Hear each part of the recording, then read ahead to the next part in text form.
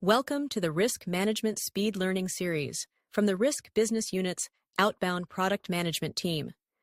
This session explores how ServiceNow's Smart Assessment Engine, SAE, powers operational resilience within the GRC and IRM suite. Built for solution consultants, technical consultants, customer success specialists, and product enablement professionals. On-demand content. Pause, revisit, and follow along at your own pace. Operational resilience on the ServiceNow platform is a clean, well-designed framework. 4 interconnected capabilities working together to keep organizations resilient. Importance and impact. Tolerance assessments, scenario analysis, self-attestation, and operational vulnerability management. What makes it easy to learn? One common framework. The Smart Assessment Engine, or SE, powers most of it. Hold on to this mental model. Each capability is the what. SAE is the how. That distinction is the recurring theme of this session. Once it clicks, the rest becomes easy to follow. Here's the journey. We start with the foundation. What operational resilience is, the 4-stage process, and useful prerequisites. Next, the Smart Assessment Engine, where it fits in the broader IRM picture, what it can do, and how it powers each operational resilience capability. Then, practical setup, roles, permissions, plugins, before the heart of the session, the 4 interconnected capabilities, IAA assessments, scenario analysis, self-attestation, and operational vulnerability management. After that, we zoom out. The interconnection map, the CSDM framework, populating operational resilience from CMDB, and how red flags surface across the workspace. For architects and developers, a conceptual back-end tour. Then a quick demo, followed by wrap-up, practical insights, key takeaways, FAQs, and resources. On-demand content. Jump to any section. New to the product? Sequential gives the cleanest picture. Let's start with the foundation. The next 3 slides cover what operational resilience is on the ServiceNow platform, the resilience cycle, the closed loop the 4 capabilities form, and a few prerequisites worth knowing before we go deeper. What is operational resilience on the ServiceNow platform? It's an organization's capacity to foresee, prevent, respond to, and adapt to disruptive incidents. The ServiceNow Operational Resilience Solution helps organizations stay resilient through real-world events, pandemic, severe weather, cyber threats. This is distinct from business continuity management, which focuses on recovery planning, operational resilience measures, and proves readiness before disruption hits. The 2 complement each other. As part of the broader GRC suite, operational resilience sits on a unified platform spanning IT, HR, finance, security, and facilities, not a siloed point solution. Why does this matter beyond compliance? BCG research links roughly 30% of relative total shareholder return to operational resilience posture. For regulated industries especially, this is now a board-level priority. The 4 interconnected capabilities form one continuous cycle. IIA assessments measure service importance and tolerance. The scoring foundation. Scenario analysis tests those baselines against simulated disruptions. Self-attestation formally certifies resilience and generates signed PDF reports. Operational vulnerability management captures gaps from all 3 and drives remediation.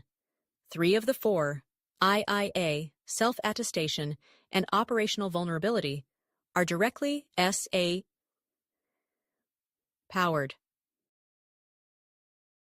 One note on operational vulnerability.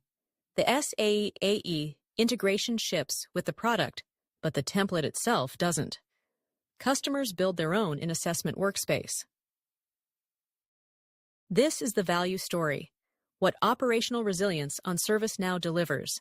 6 tiles, 2 natural groups. The first 4 trace the resilience cycle. Establish baselines. IIA gives data-driven importance ratings and 4-dimensional tolerance thresholds, replacing subjective guesswork with configurable, auditable methodology. Test with structured tabletop exercises. Scenario analysis simulates adverse events and detects breaches before they happen in reality. Certify for regulators. SAE-powered Self-Attestation produces signed PDF reports combining IIA results, scenario approaches, and formal certification with e-signature. Close the remediation loop. Operational vulnerabilities from all three feed into structured remediation with treatment decisions, action tasks, and root cause analysis. The last two tiles speak to platform value. Unify on one assessment engine, SAE-powers, IIA, self-attestation, and operational vulnerability. Impact assessment with consistent UX, scoring, and automation. Learn it once, apply it everywhere. Scale across the data model. Assess and report at any CSDM level. Services, offerings, processes, or applications. One platform, one assessment framework, one resilience cycle. That's the executive conversation differentiator. You've met the 4 capabilities. This slide shows how they work together. 5 stages forming one continuous improvement cycle. The motion. You assess with IIA to set tolerance baselines. Those baselines become the threshold scenario analysis tests in Stage 2. Whatever surfaces, services holding up, or breaches appearing, feeds the next stage. Certify. Self-attestation formally documents resilience posture, referencing IIA results, and scenario approaches. When any stage exposes a gap, it moves into remediate as a trackable operational vulnerability with action tasks attached. What makes it a cycle, not a workflow, is Stage 5, reassess. You rerun the assessments, updated scores propagate to dashboards, and you see whether remediation moved the needle. Then the loop runs again. The 3 captions at the bottom call out the handoffs that make the loop continuous. II. Baselines inform what scenario analysis tests. Self-attestation is substantiated by that testing. Operational vulnerability addresses gaps from all 3. One call-out in green. Vulnerabilities don't have to come from formal stages. Any employee can report through the Employee Center, widening the early warning aperture significantly. Before we move into the Smart Assessment Engine, here are foundation topics to make this session land more cleanly. Familiarity with ServiceNow's GRC fundamentals, CMDB, the CSDM service hierarchy and dependency pillars, operational resilience application basics, and SAE fundamentals all help. None are mandatory. If any feel shaky, the GRC Operational Resilience Product documentation on the ServiceNow doc site is a great place to brush up. Let's move into the Smart Assessment Engine. We've been referencing the Smart Assessment Engine throughout. Now we dig into it. The next 3 slides look at where SAE sits in the broader IRM platform, walk through the design, assess, and automate capabilities it brings, and map those to each operational resilience workflow. Before diving into operational resilience-specific implementation, let's zoom out. Where does the Smart Assessment Engine fit within the ServiceNow IRM platform? SAE isn't operational resilience-specific. It's a platform-wide assessment framework reimagined by ServiceNow's risk business, serving multiple IRM workflows. The diagram makes the breadth clear. SAE sits in the middle, with 8 IRM workflows leaning on the same engine: policy and compliance for control attestation, risk management for risk identification, TPRM for vendor risk, privacy for impact assessments, compliance case management for case analysis, audit for control effectiveness, BTCM for business impact analysis, and, most relevant to us, operational resilience for IIA and services criticality. Others have adopted SAE too, but these are the main ones. The key point: SAE provides a single, consistent design and execution framework reused across every IRM workflow. Learn it once, apply it everywhere. Once your team learns SAE through operational resilience, they apply the same knowledge to vendor risk, privacy impact, audit management, and more. Training overhead drops, IRM governance unifies. Same vocabulary, same patterns, same audit trail. A comprehensive view of SAE's capabilities, organized into 3 categories: design, assess, automate. The top callout sums up the philosophy. One unified framework for every assessment across IRM, designed for business users and powered by AI. I won't read every feature, but here are the ones most relevant to the SAE-powered operational resilience capabilities: IIA assessments, self-attestation, and operational vulnerability management. Under design, the Unified Template Designer is where the IIA importance, tolerance, and combined templates are built, along with the self-attestation template. These ship pre-configured for IIA and self-attestation, so you don't start from scratch. Scoring and normalization drives the 4-dimensional IIA tolerance scoring and overall importance rating. Under Assess, the modern assessor. UX is the interface IIA assessors, self-attestation responders, and vulnerability analysts all use. Autosave, progress tracking, inline justifications. Real-time collaboration lets multiple stakeholders co-author.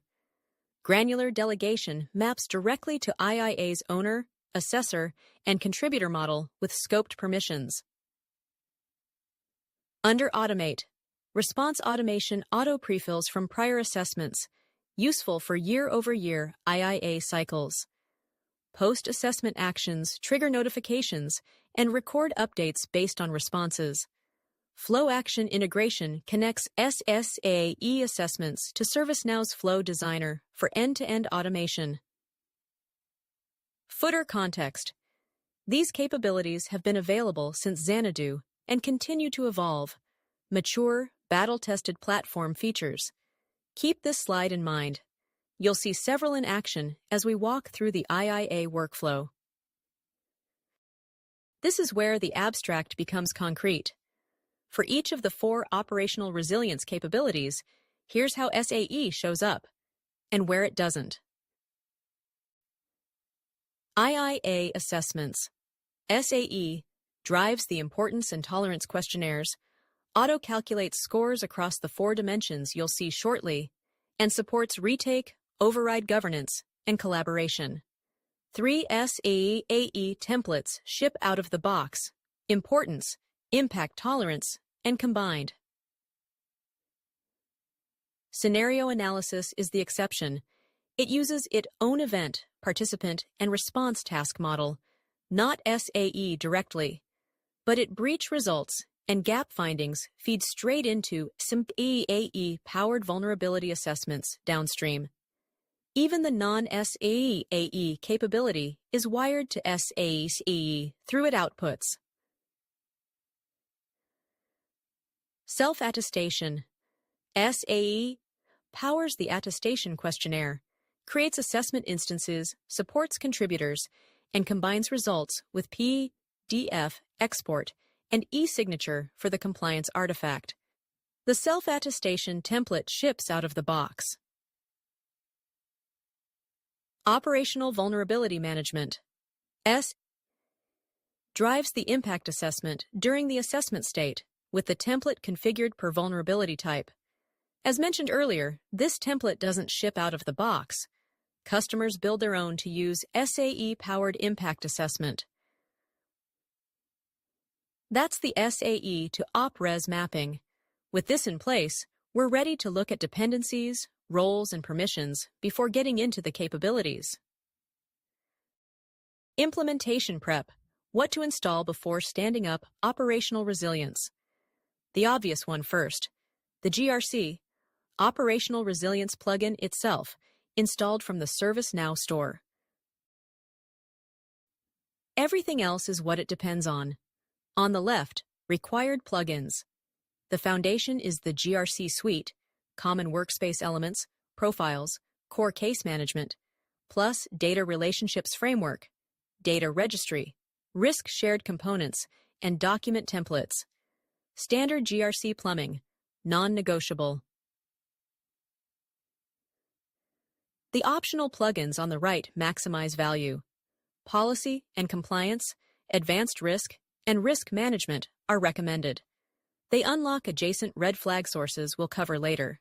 BCP, BIA, crisis management, and vulnerability response are useful but not essential. The bottom table lists 3 EC, SAE, adjacent plugins, Assessment Designer, Post-Assessment Actions, and Smart Assessment Collaboration.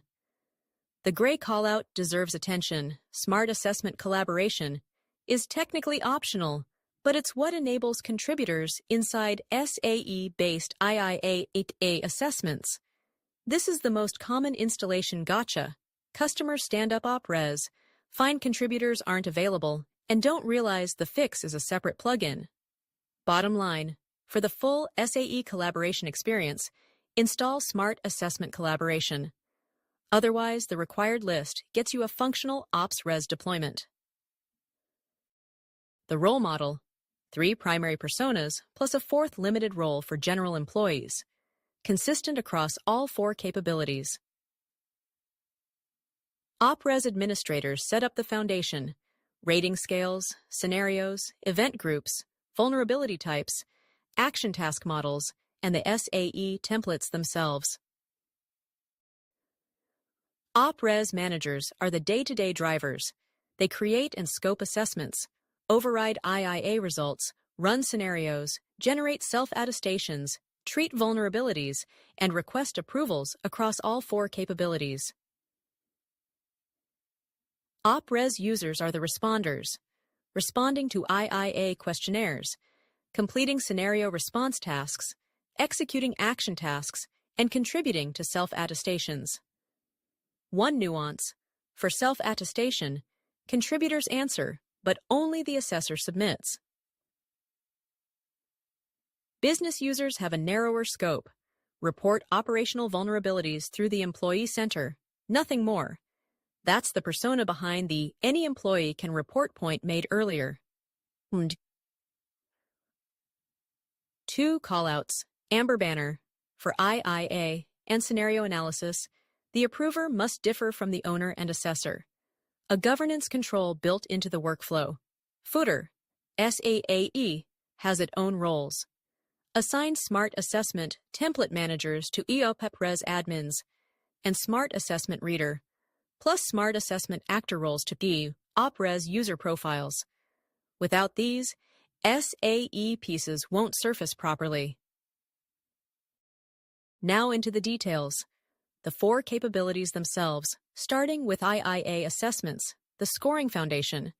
5 slides ahead. The 2 metrics IIA captures, the 4 tolerance dimensions that feed those metrics, the out-of-the-box rating scale, the 7-state SAE-powered workflow, and the intake form with what it produces per service. IIA answers 2 questions about every business service. First, how critical is this service? That's importance. Second, how long can it be down before unacceptable consequences kick in? That's impact tolerance. Importance reflects a service's value to the business, measured through customer reach, revenue contribution, brand exposure, and regulatory significance. Impact tolerance is the inverse. When does downtime become intolerable? It's driven by unacceptable harm to customers, financial loss above a threshold, transaction volume loss reaching a critical point, or a regulatory breach. A useful framing. Outside in. Don't start from internal recovery costs or technical SLAs. Start from customer harm. Ask, when does disruption become unacceptable to the people who depend on this service? Work backwards to your internal tolerances. That outside-in lens changes the answers, often dramatically.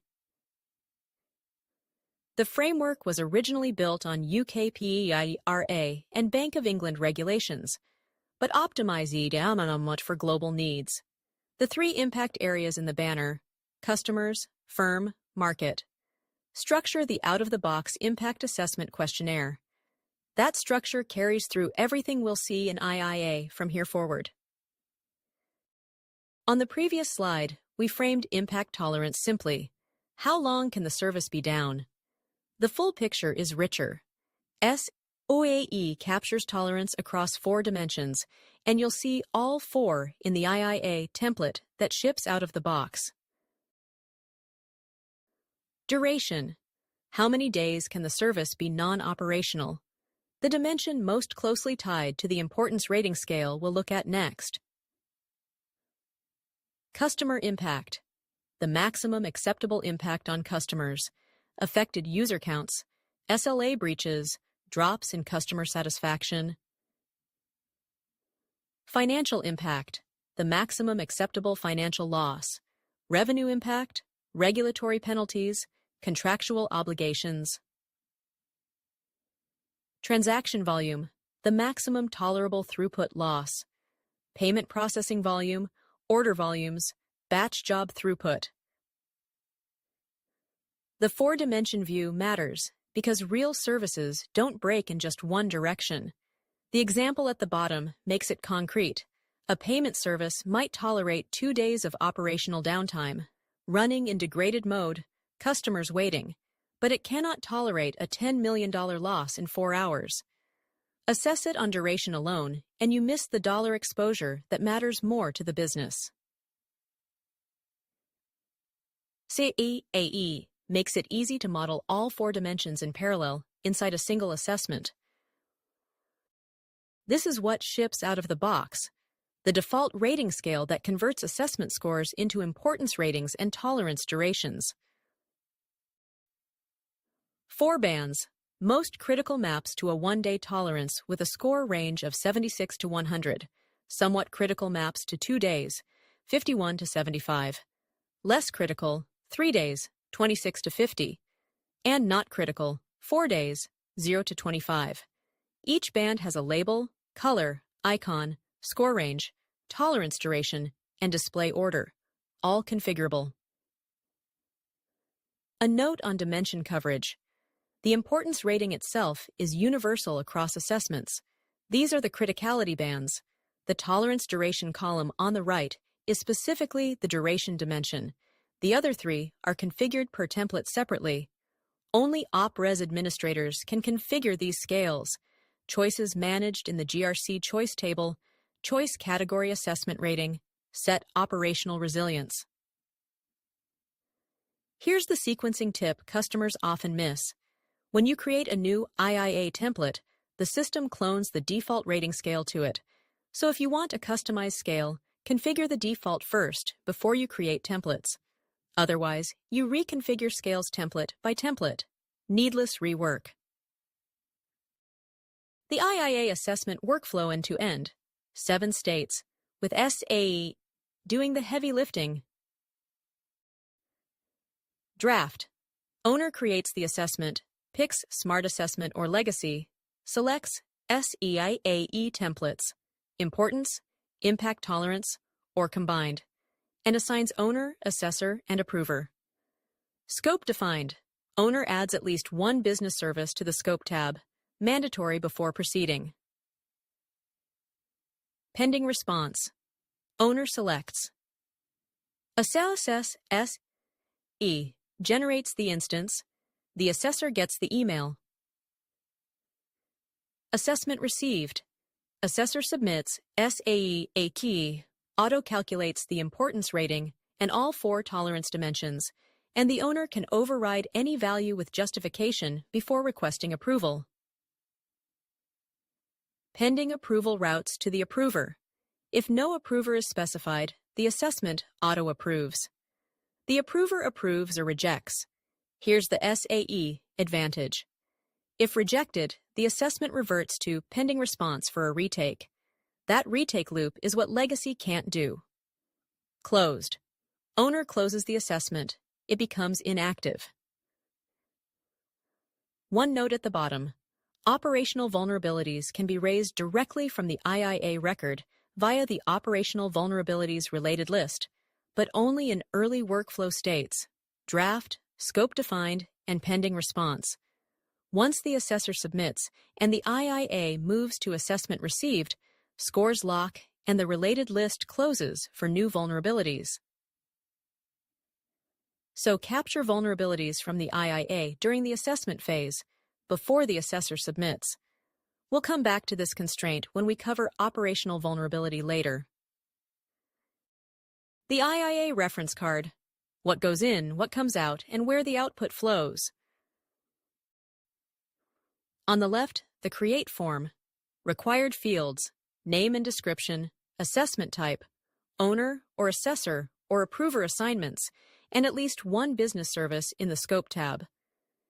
If you pick Smart Assessment, you also pick one or more SAE templates, importance, impact tolerance, or combined. Remember the governance control. The approver must differ from both the owner and the assessor. On the right, the service level output. SAE auto-calculates per service in scope. The importance rating on a 1 to 4 scale, plus all 4 impact tolerance dimensions, duration, customer impact, financial, and transaction volume. Each dimension also has an overridden value and justification field, available when the owner uses override governance. The bottom block is where the value shows up. IIA output feeds 4 downstream consumers. Dashboards visualize services by importance, tolerance, and red flag count. Scenario analysis uses tolerance values to detect breaches. Self-attestation references. IIA results directly in the attestation questionnaire. And operational vulnerability management can be triggered when tolerance gaps surface, raised straight from the IIA record. One assessment, 4 wide downstream consumers. That's the leverage IIA gives you. With the scoring foundation in place, we move into scenario analysis, where those tolerance values get put to the test. Now we test those tolerance baselines. 3 slides ahead for scenario analysis.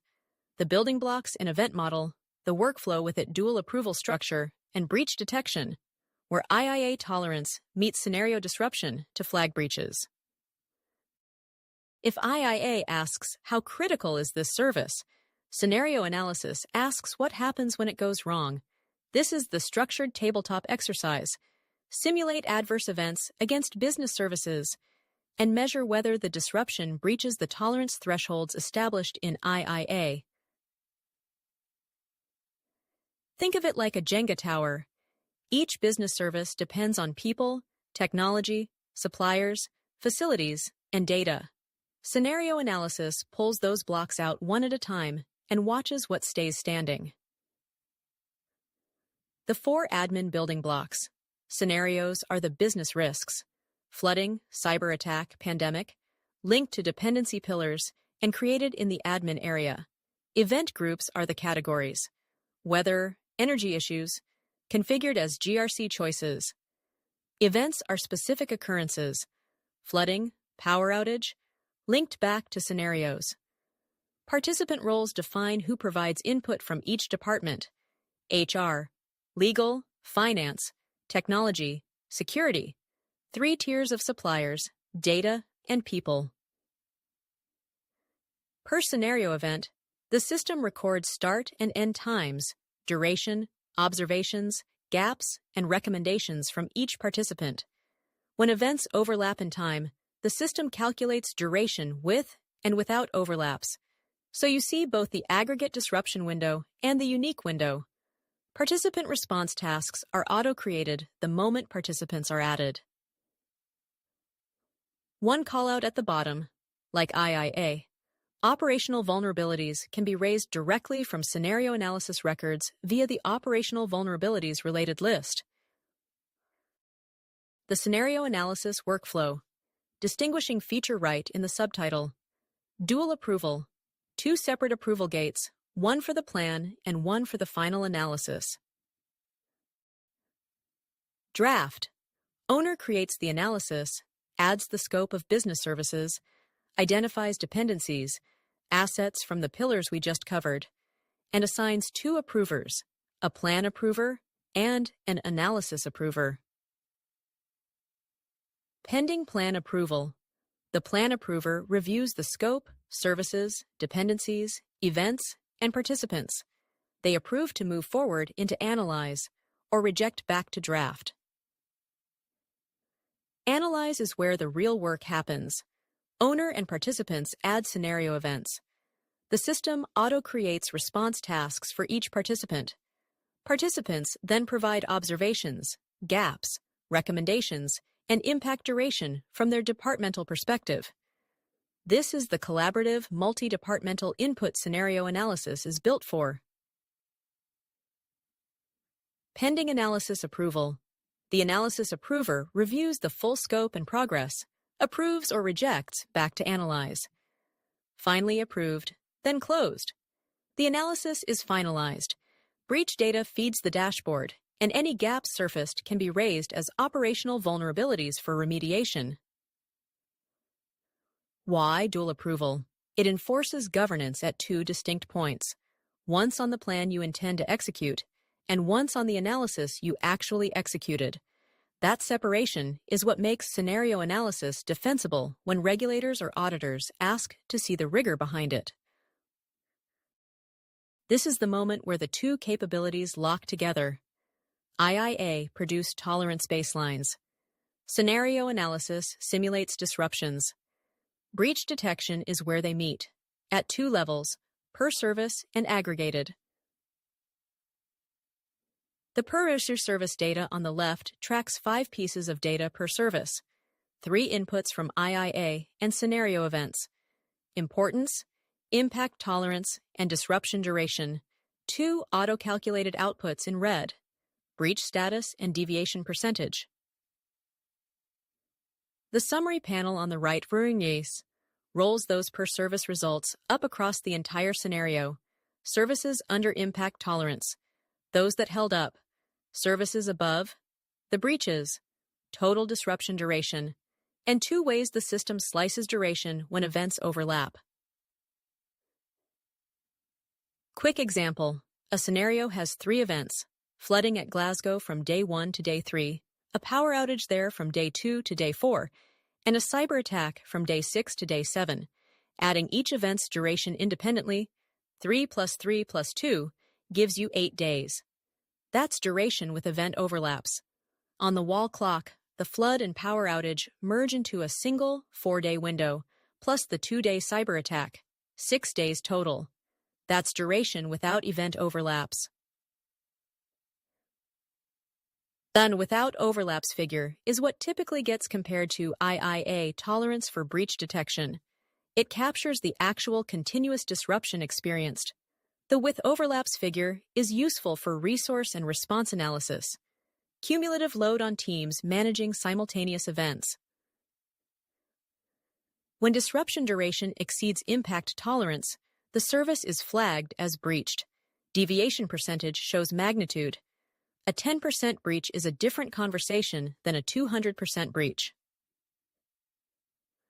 A note on scope. Out of the box, breach detection focuses on duration alongside the 4 tolerance dimensions: duration, customer, financial, transaction volume. Dollar value or transaction volume breach detection may require configuration. Here's where the cycle continues. Breaches can be reported as operational vulnerabilities directly from the scenario record, entering the remediation workflow.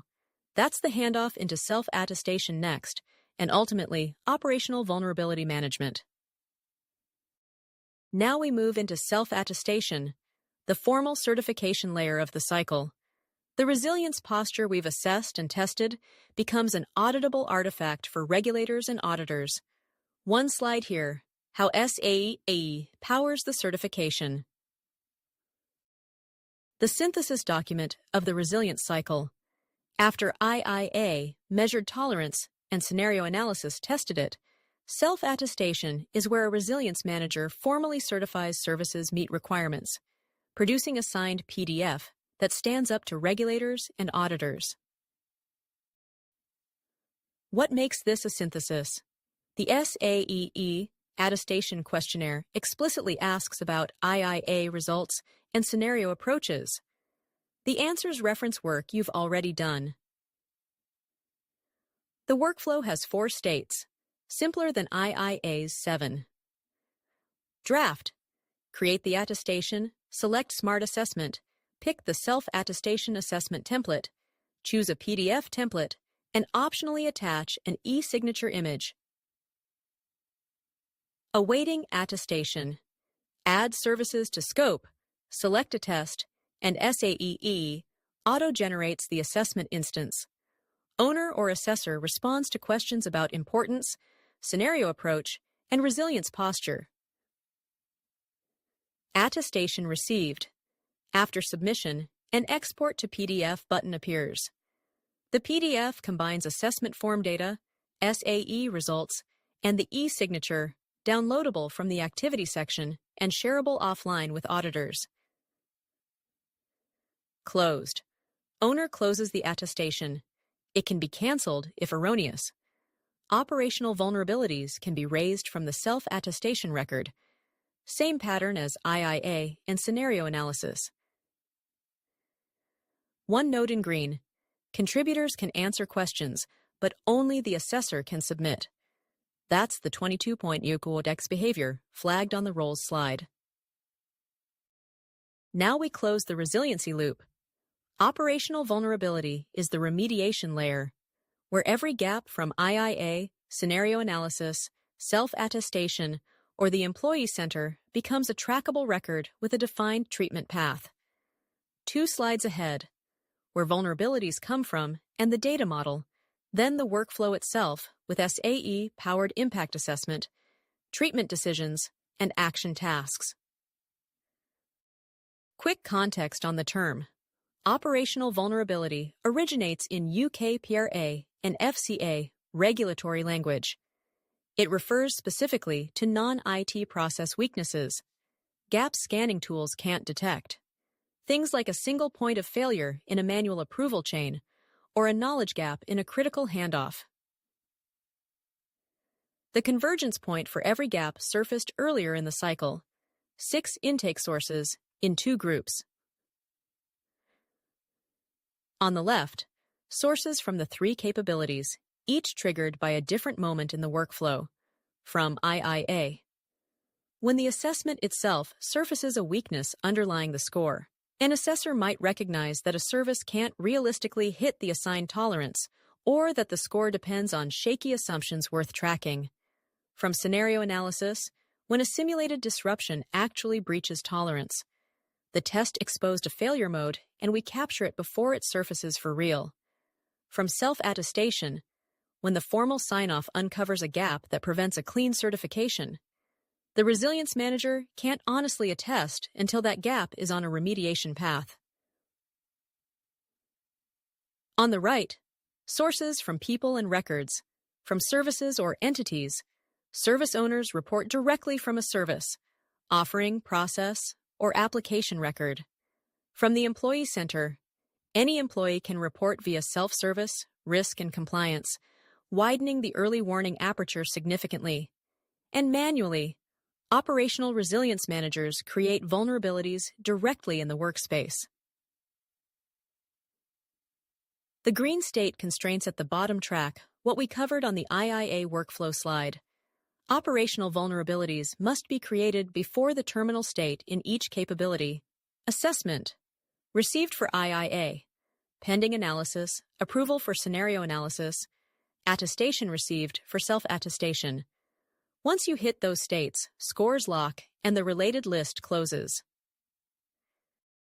2 workflows working together.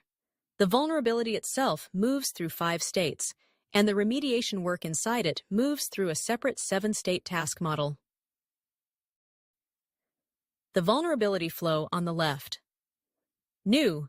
The vulnerability is reported, assigned to a requester and analyst. Notifications go out. Assessment. This is where SAE comes in. the analyst runs an SAE-powered impact assessment via a template configured in the vulnerability type. As flagged earlier, this template isn't shipped out of the box. Customers build their own in Assessment Workspace. Treatment. Active investigation. The analyst picks a treatment decision, accept, avoid, mitigate, transfer, or none, and conducts root cause analysis. Pending approval, all action tasks must be completed. Approvers get notified. Approved, closed. Resolution verified, vulnerability closed. The gray box on the right zooms into the action tasks, the hands-on remediation work items. Each has its own 7-state workflow: draft, assigned, work in progress, review, then closed complete, closed incomplete, or canceled. 2 behaviors worth flagging. Multiple action tasks can be created without limit and assigned to different users, enabling parallel remediation across teams. And all action tasks must close before the vulnerability can move to approval, enforcing that remediation is actually complete before resolution gets signed off.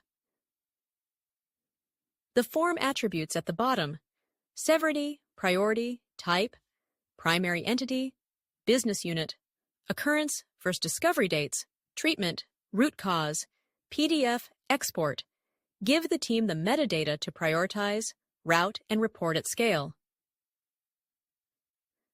That wraps up the 4 capabilities. From here, we zoom out: the interconnection map, the CSDM framework, populating operational resilience from CMDB, and how red flags surface across the workspace.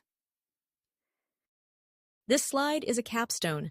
It pulls together 2 threads we've been building throughout the deck.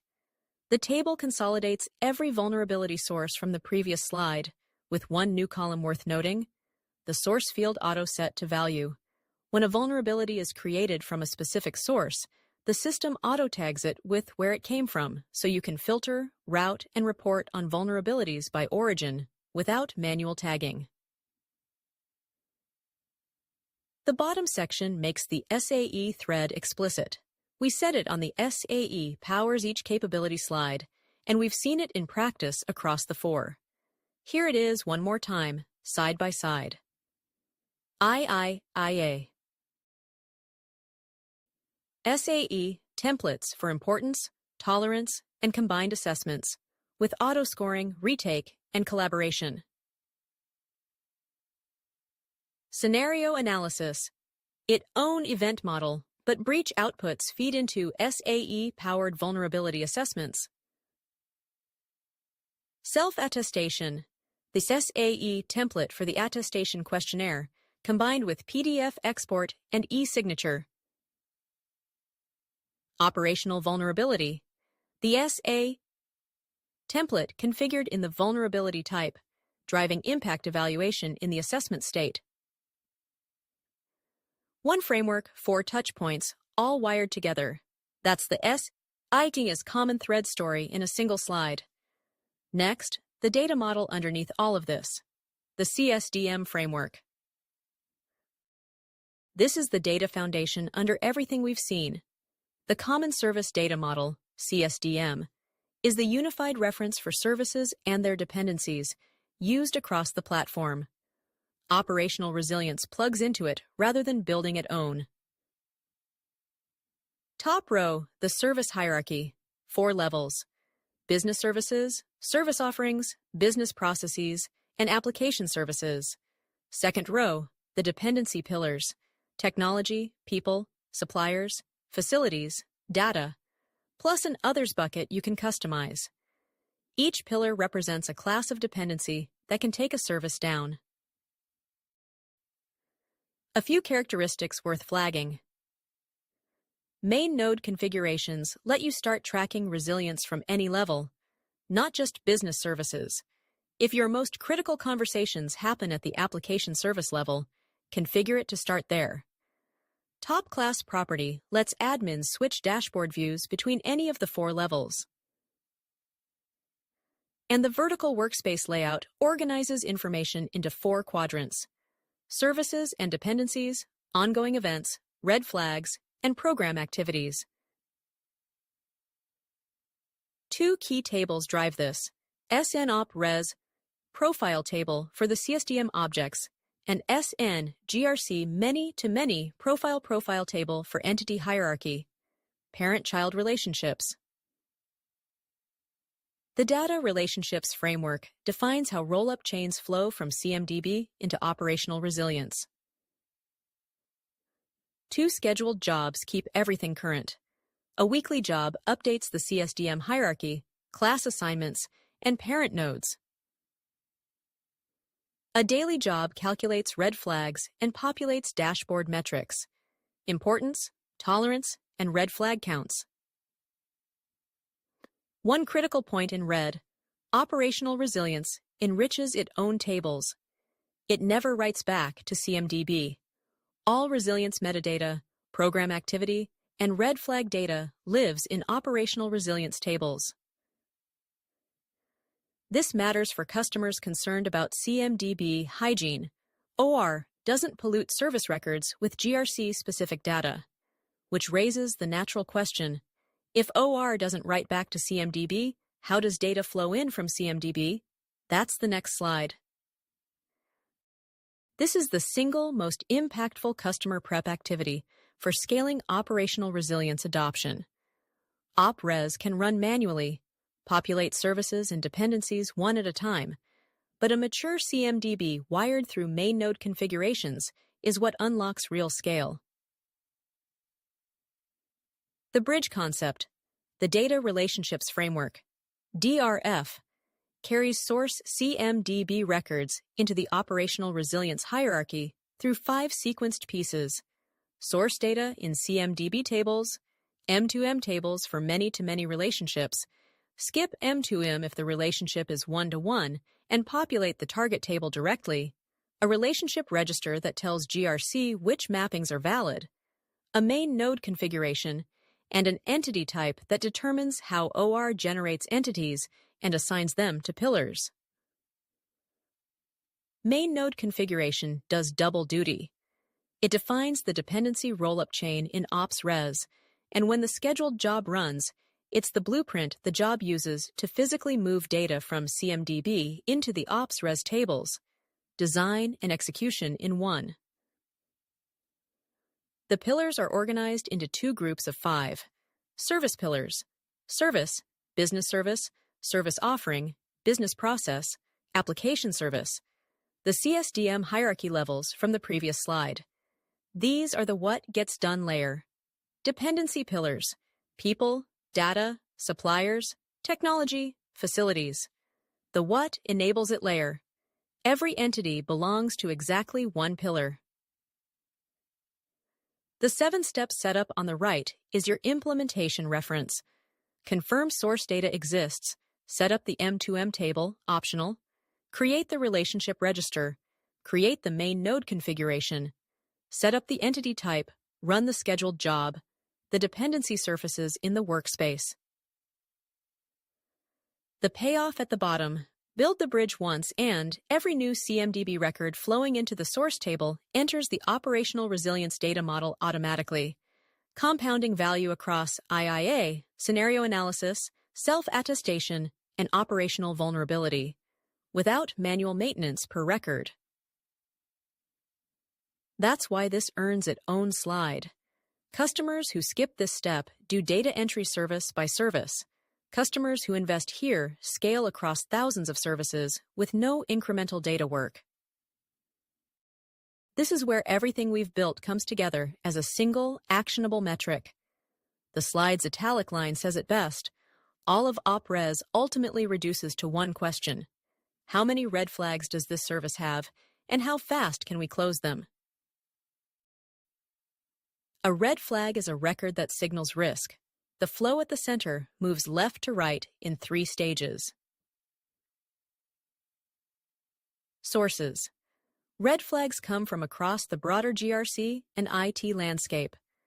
The right column lists 7 categories: GRC issues, open or high-severity risks, failed controls from policy and compliance, operational vulnerabilities, service outages, active incidents, and in-flight high-risk change requests. Several cite outside operational resilience itself. The program pulls signal from the entire enterprise. Daily aggregation. A scheduled job runs once a day out of the box, counting records from all source types and rolling them up the entity hierarchy. Worth flagging the caveat on screen. The count is always one cycle behind. If a risk is opened at 2 p.m., it surfaces tomorrow, not in real time. Rolled up counts in the workspace. Every level shows it, own count plus the rolled up sum from below. The example, a business service called Claims Management shows 24 red flags. Drill in and you see 12 from FNOL, 8 from Claims Assessment, 4 from Fraud Detection. The math, 12 plus 8 plus 4 equals 24. Drill further through application services into specific apps and dependency pillars to find the source. Zoom out to see the impact. Closing line at the bottom. Identify, prioritize, address, reassess. The red flag count falls as resilience improves. That's the loop you're building, and the metric you'd put on an executive dashboard. This slide is for the technical architects and developers, the people who will actually wire the data layer. Pay attention, because what we're looking at is genuinely powerful, the configuration that does the work no one wants to do manually. Here's the leverage point, captured in the italic line at the top. Configure once at the data layer, and the workspace, dashboards, and red flags all inherit the structure. Every new CMDB record that flows into the source tables enters the operational resilience data model automatically. You're not maintaining records. You're maintaining the configuration that maintains the records. That's the architectural beauty, and it's why the field treats main node configuration as the single highest leverage backend asset in operational resilience. 3 components do the work, listed on the left. Main node configuration is the parent record, 1 per CSDM class, with 5 shipping out of the box. 2 serve different customer profiles. Service, CMDB, is for customers running op-res on the legacy service model, typically older installations. CSDM header is the modern equivalent and the default for new customers. The other 3 variants are service offering, business process, and application service. Together, these 5 are the anchors, each a strategic decision about which level should be the root of your resilience tracking. Node relationship configurations are the child records. They map source CMDB relationships into target OR entities, referencing the GRC relationship register. An entity type is where the pillars actually come alive. Every source record gets converted into an OR entity and assigned to a pillar in the same step. The data flow architecture on the right reads bottom-up. 4 layers tell a clean story. CMDB at the bottom, the source of truth. Configuration layer above it, what you set up as a developer, or data tables above that, SN OpRes profile table and SN GRC, many-to-many profile table, the materialized hierarchy. And at the top, the operational resilience workspace, where everything you configured surfaces as resilience views, dashboards, and rolled-up service records. The hierarchy root is controlled by one property, SNOP-RES, top class name property. Pivot it, and the whole dashboard view shifts. 2 practical tips at the bottom, both gold. The configuration path, all, operational resilience, administration, main node configurations. Bookmark it. And here's the one that saves real time. Before you wait for the next scheduled cycle to see whether your config works, hit Execute Now on the scheduled job. Tests your changes in real time so you're not debugging on a 24-hour delay. Use it generously the first few times you touch a main node configuration. Same audience as the previous slide, technical architects and developers. We just covered the data layer with main node configuration. Now we're looking at the layer above it, the visualization layer that turns all that rolled-up data into something humans can actually navigate. The italic line frames it cleanly, where main node ends and the visual experience begins. Same underlying data, different lenses depending on the audience. That last phrase matters. Nexus Map configuration is what lets you show the same operational resilience data 3 different ways without touching the underlying records. A CISO sees one view. A compliance lead sees another. A service owner sees a third. Same data, 3 lenses, 0 code. The left column explains what Nexus Map governs. The Resilience Map is the configurable, reusable visualization component for entities, dependencies, and impact pathways across the GRC domain. It's hierarchical and interactive. Users explore upstream and downstream relationships, trace risk impact, drill into resilience posture by node. That interactivity is what separates a resilience map from a static org chart. Below that, the typical configuration parameters. 5 knobs you tune per map. Root or anchor entity. The CSDM object the map renders around. Hierarchy depth and scope. How far up and down the tree expands by default. Node visual treatment. Colors, icons, labels, grouping by pillar. Edge and pathway styling. Dependency versus containment connections. And filter and legend behavior. Which entity types render? 5 knobs, each a design decision. The stack diagram at the bottom says it precisely. Main node config feeds the OR data tables. Nexus Map. Config feeds the Resilience Map UI. Data flows in via main node. Visual rendering is governed by Nexus Map. The example on the right is the payoff. A claims management business service rendered as an interactive map. Claims management at the root, 3 offerings beneath it, then application services and dependency pillars cascading underneath. Every visual element, colors, spacing, tree depth, legend, is governed by a Nexus Map configuration parameter. Change the configuration, change the map. Same OR data, different lenses, 0 code. The configuration path. All, operational resilience, administration. Nexus Map, configurations. Configure once per audience or use case. No code required. If there's one slide to screenshot from this session, this might be it. 6 practical implementation insights. Pulled together from product documentation and field experience. We've touched on most throughout the deck. This is your single-page reminder. Sequence matters. Complete IIA. Before scenario analysis, scenarios need IIAs, tolerance baselines to detect breaches. Complete tiering and assessment before self-attestation. The attestation questionnaire literally asks about IIA results and scenario approaches. Get the order wrong, and downstream steps have nothing to reference. Configure rating scales first. The default scale clones to each new template at creation. So customize the default before creating templates, not after. Rating scales live at admin, importance, and impact tolerance rating scale. Publish. Yes. Hey, templates before use. Worth flagging if you haven't run into it. SA. Templates must be published in Assessment Workspace with the correct category, target, and reader role. An unpublished or miscategorized template won't appear in the IIA, self-attestation, or vulnerability type dropdowns, and it feels like the feature is broken when it's actually a publishing oversight. Right column. Operational vulnerability state constraints. The rule we've returned to twice. Vulnerabilities must be created before the terminal assessment state. Assessment received for IIA. Pending analysis, approval for scenarios. Attestation received for attestations. Miss this window and the related list is closed.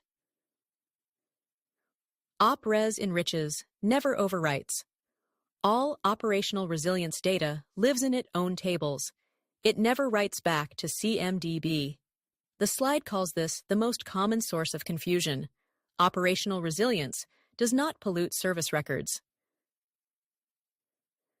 Flexible data model setup. Configure main node configurations before expecting dashboard data. The weekly hierarchy job and daily red flags job must both run successfully. Use the s/auto-oper/areas.top/siege class/name property to control which CSDM level the dashboard visualizes. Last callout at the bottom. 2 plugins worth installing. Smart Assessment. Collaboration enables the contributor features. Document Templates enables PDF export for self-attestation and operational vulnerability. Skip these, and you'll miss meaningful functionality. Time to make this real. Before the demo, let me introduce the customer we'll see in action, Meridian Insurance Group. The subtitle calls them a textbook operational resilience customer, and that's not marketing language.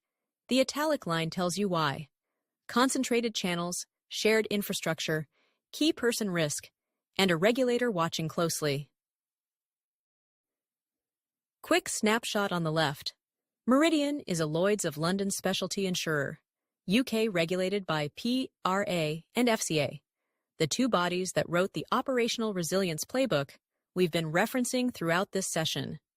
£3.2 billion in gross written premium, around 2,000 employees. Critically, broker-only distribution, no direct-to-consumer channel. Below the snapshot, the resilience tension points. Single distribution channel. The broker portal is the only path to market. If it goes down, new business intake goes to 0. Shared Oracle RAC layer. 3 business services share a single database. Failure cascades across all 3. Key person concentration. The Chief Underwriting Officer is the sole approver for binding above £5 million, with no deputy. And facility concentration. 80% of claims handlers co-located at the Glasgow Claims Centre, so a single facility disruption halves claims capacity. On the right, the 5 business services in scope, ranked by their IIA importance ratings. 3 are most critical: claims management, underwriting and pricing, broker distribution. 1 is somewhat critical, policy administration, and 1 is less critical, reinsurance operations. You'll recognize claims management from the Glasgow flooding example we used on the breach detection slide. The closing italic line at the bottom is the demo's punchline. Across IIA, scenario analysis, self-attestation, and operational vulnerabilities, 15 operational vulnerabilities surface across the full resilience cycle. That's the number to keep in your head. The demo walks Meridian through the full process and shows how those 15 emerge. Enough theory. Let's see this run.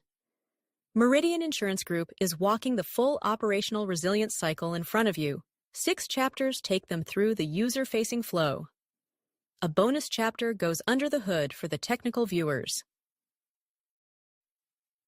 Synthesize. Start at the destination, the resilience workspace, where every chapter ends up. Map. The data underneath. CMDB at hierarchy, dependency, and resilience maps, the 360-degree view. ASI, IIA on 5 services. SAE auto scores. We override claims management with mandatory justification. Test. Stress test against the ransomware attack on Slough Data Center. Retake. Dual approval, multi-team input, breach detection in action. Certify. The auditor-ready self-attestation. Signed PDF, generated and dispatched. Remediate. Operational vulnerabilities, surfaced and triaged. Impact assessment, treatment, action tasks. Als een bonus. Configure. The backend tour. SAE, template designer, main node, and Nexus map configurations, scheduled jobs, the data relationships framework. Business viewers. You can stop at Chapter 6. One note. This demo runs on the Australia release, app version 22.6x. If something looks slightly different in your environment, that's why. Let's go. Let's begin with the demo. The demo walks through Meridian Insurance Group's resilience use case we reviewed on the ServiceNow platform. This is Chapter 1, Synthesize, the full picture, Resilience Workspace Tour, Services by Importance, Red Flag Rollups, Interconnection Map. This is the Operational Resilience Workspace. You'll notice the title at the top. This is a workspace, not an application. Operational Resilience managers work here daily. The Operational Resilience application modules can be found in the Application Navigator on the left. These modules activate the operational resilience in classic view for users. They also provide the space where the administrator configures assessment templates, entity types, and pillars while integrating the data model.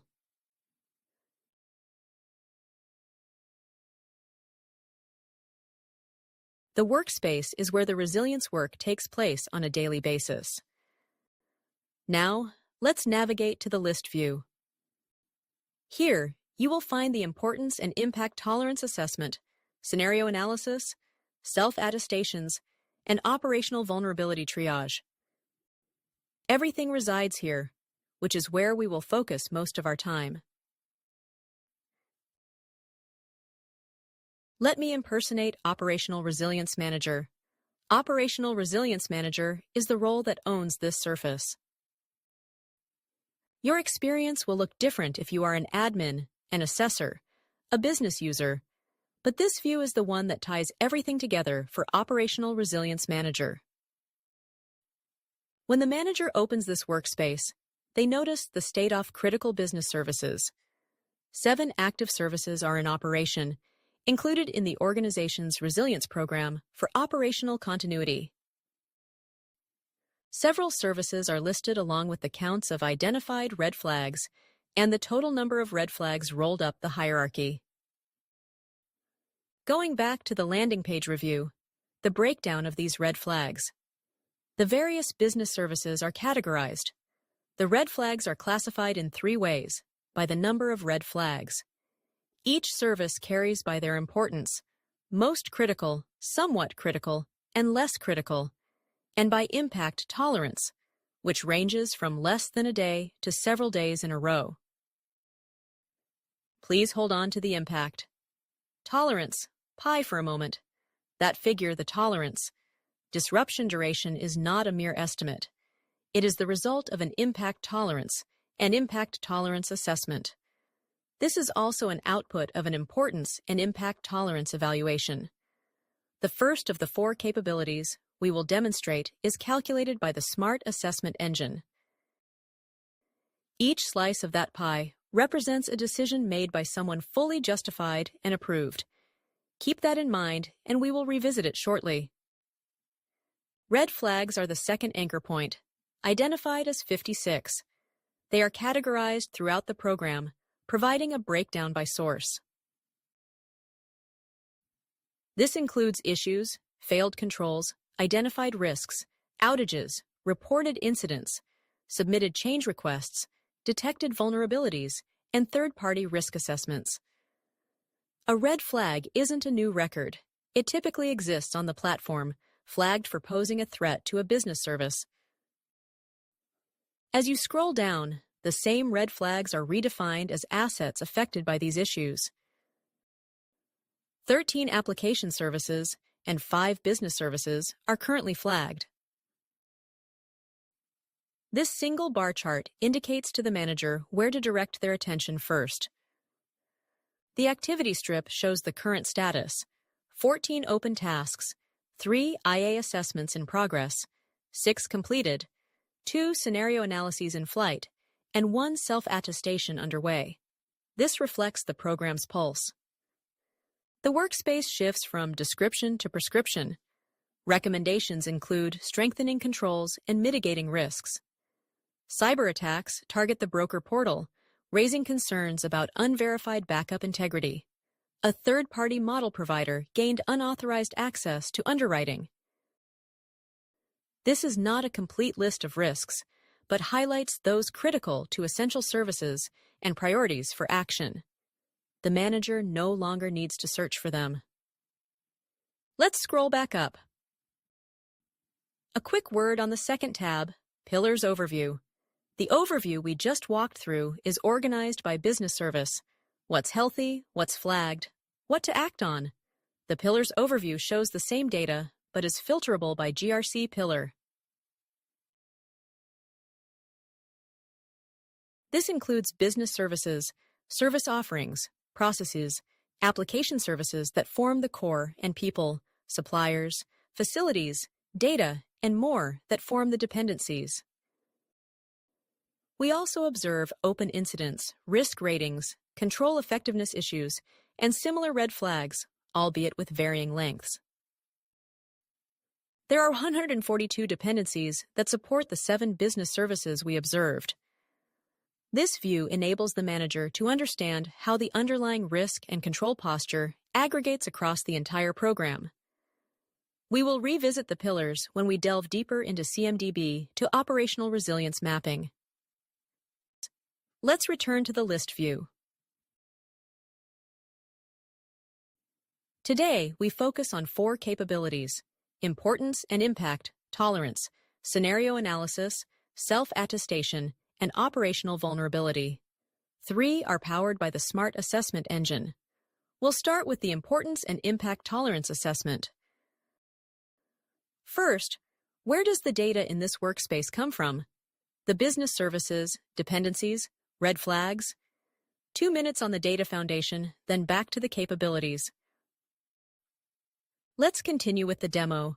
The demo walks through Meridian Insurance Group's resilience use case we reviewed on the ServiceNow platform.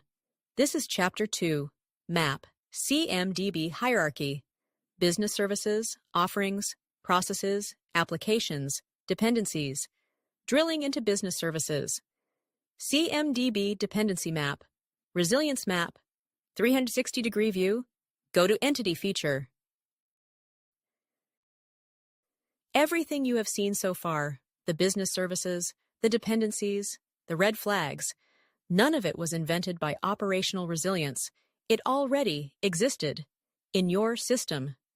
Your CMDB serves as the definitive source for IT-related information, including business services, application services, the technology stack, incidents, change request, and more. CMDB effectively organizes all of this data. However, operational resilience extends beyond just IT concerns. The individuals authorized to drive business operations, the suppliers that support it, and the critical data it relies on are not captured within your CMDB. Operational resilience aims to unify both aspects, IT, from the CMDB, and non-IT, elements such as personnel, suppliers, and data, into a cohesive resilience data model. Let's explore how that functions.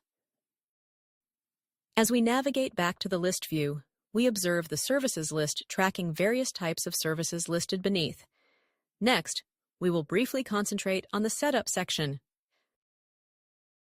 The distinction between services and business services is that many legacy customers may still be utilizing the services model, while newer customers are anticipated to adopt the business services model from the outset or transition to it. When examining the business services from a holistic perspective, we have established several services for the demo, including claims management, underwriting, and pricing, to name a few. Beneath these business services, there are multiple offerings that contribute to them. Additionally, various business processes support these offerings as a whole. It is important to note that operational resilience managers can only enhance the services and most dependencies if they hold an ITIL role. There are several application services that contribute to these business services. For the purposes of our demo, let's consider underwriting and pricing business. The summary of importance and impact tolerance assessment is right up front. Then you see the red flags associated with this particular business service. It gives you a perspective on the total red flags. These red flags may be rolling up from the hierarchy. Then you see the red flags broken down by different types and the assets impacted by them as previously discussed. From inside the workspace, the manager can open any business service and see the full record, everything they need to review without leaving this view. Read access comes by default. Edit access only if they also hold the ITIL role. The record itself still lives in the CMDB. The workspace just surfaces it here, so the resilience work can run without context switching.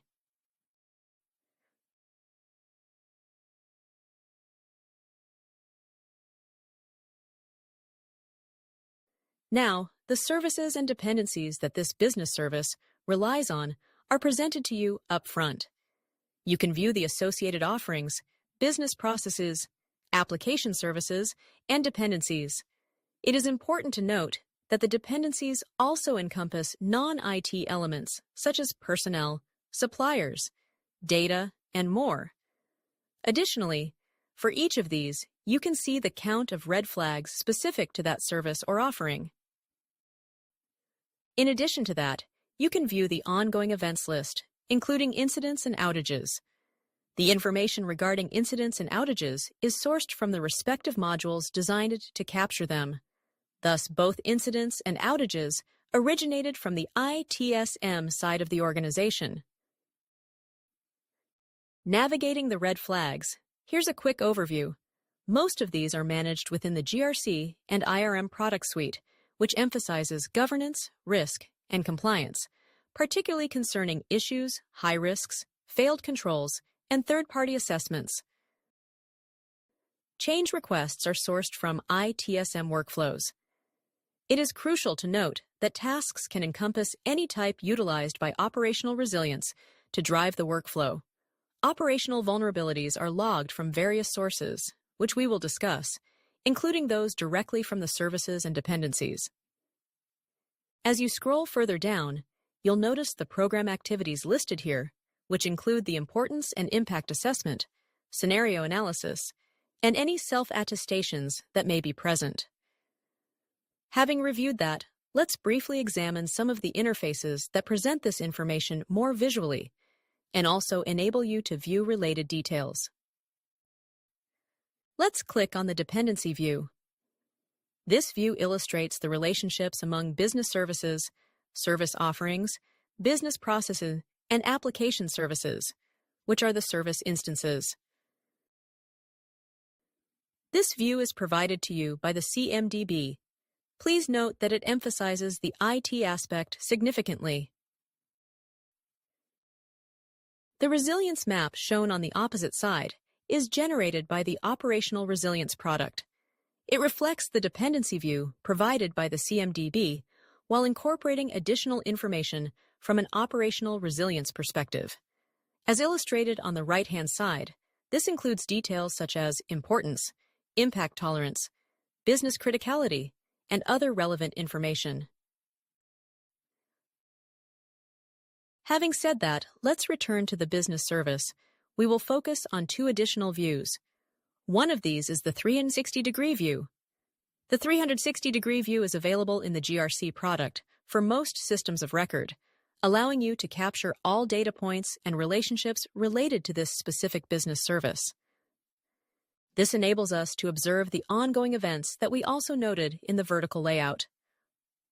We can see the ongoing events and the red flags associated with the business service. The services and dependencies related to this business service, along with the ongoing program activities, are all drillable. You can click on any of these elements to access more detailed information. For example, clicking on Issues will display the list of issues available to you.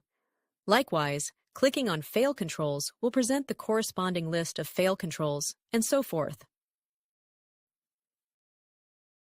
Navigating back, we have one more view to examine. Go to Entity.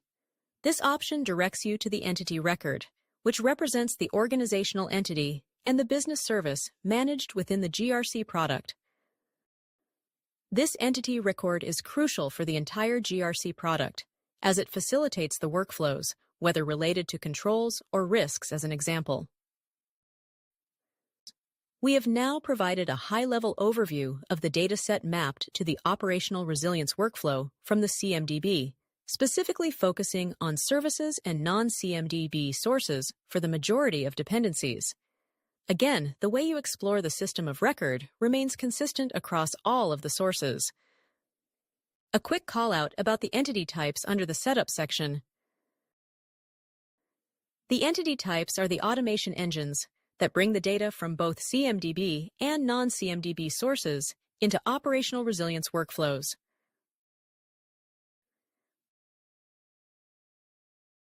Operational resilience brings data through several stacked layers: people, suppliers, data, and others. Set up by the Opera's administrator, the manager operates within them. Entity types automate data retrieval, instructing the system to pull records from sources and tag them to pillars. The Opera's manager configures these types, which can pull from CMDB or external sources, integrating non-IT data with IT data.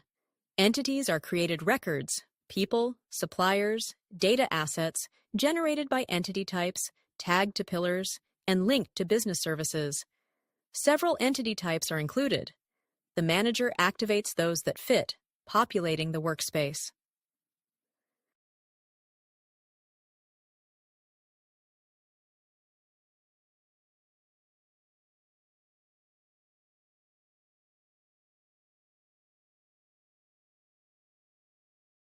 This is a brief overview of how data is viewed from the CMDB perspective within the realm of operational resilience.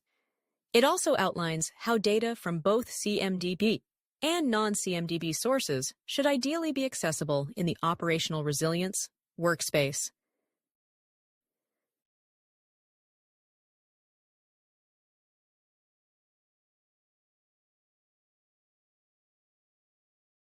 Let's continue with the demo.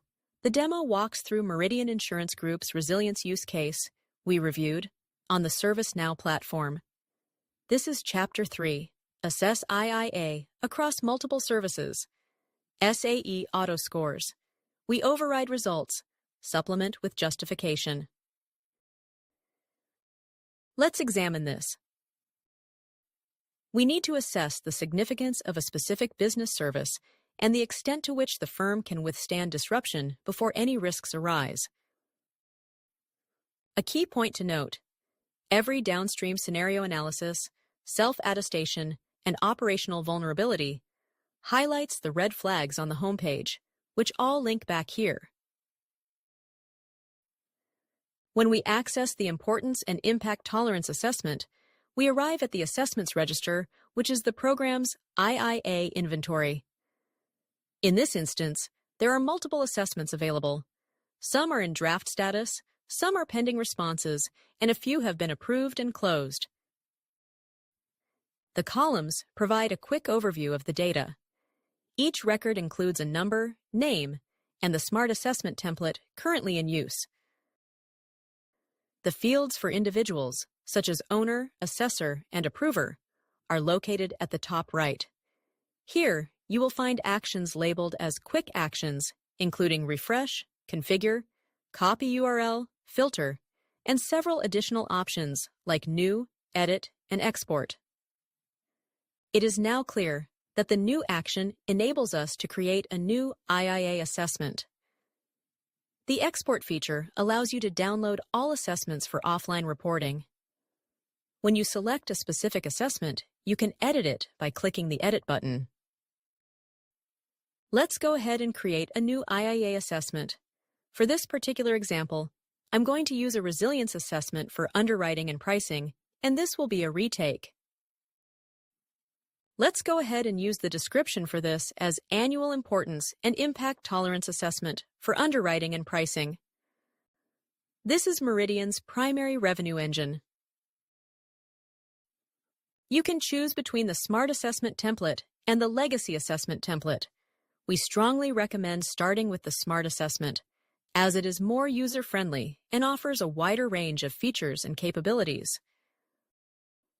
The SMART assessment templates available out of the box include the Importance Assessment, Impact Tolerance Assessment, and a Combined Importance and Impact Tolerance Assessment. I have selected the Importance and Impact Tolerance Assessment template, which is a crucial step in our evaluation process. Next, we can proceed to assign the roles of owner, assessor, and approver to ensure that each aspect of the assessment is managed effectively and efficiently. This structured approach will help us maintain clarity and accountability throughout the assessment process. Let's identify the assessment due date or leave it as default. We are now prepared to proceed with scoping this assessment. During the assessment phase, we identify and outline key business services, processes, application services, and dependencies crucial to operations. This analysis ensures a clear understanding of our landscape. Now, let's focus on a vital service: underwriting and pricing, essential for evaluating risks and determining pricing models that align with our objectives. Since I have added that to the scoping list, I can include several more by clicking the Add button. Please note that the Importance and Impact Tolerance attributes are currently empty. They will be populated once the assessment is completed. When we are fully prepared and ready to proceed, we can confidently click the Assess button to initiate the process. The subsequent step involves the assessment, which is currently pending and awaits to be taken by the designated assessor. This ensures that all necessary evaluations are conducted in a timely manner. The assessment instance is also accessible from the Assessment tab. A tile displaying the assessment is available. If multiple templates are selected, you may see more than one tile in this section. Let's proceed with impersonating OpRes User 1. As a next step, we will navigate to Operational Resilience Workspace. Tasks page. The Resilience Task tab assists us to effectively manage and monitor the tasks associated with various operational resilience workflows. There are several assessments available. Let's delve into the one we recently initiated for the IIA. Please be aware that many responses are pre-filled by default, a result of the template's configuration. The template includes questions categorized by customer, firm, and market. The aggregated answers to these questions help evaluate the importance of the business service. The impact tolerance is established by addressing the questions related to impact tolerance.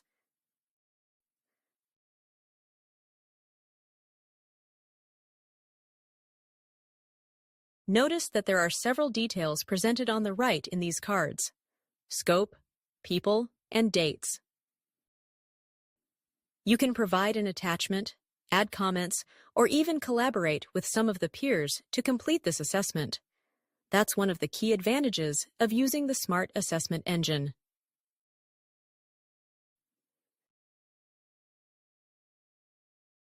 Please note, Collaborators is not a feature of the legacy assessment. You can view the questions you have yet to answer by utilizing one of these filters to access those questions more efficiently. You can also reassign this assessment to another individual. To save time, I have completed this assessment along with the remainder of the workflow in a different example. Let's continue from that point. I will once again take on the role of the Operational Resilience Manager and proceed to the Operational Resilience Workspace.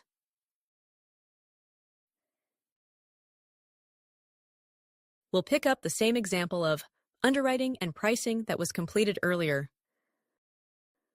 As this assessment is submitted, importance and impact tolerance values get populated from the responses. This is identified as one of the most critical business services.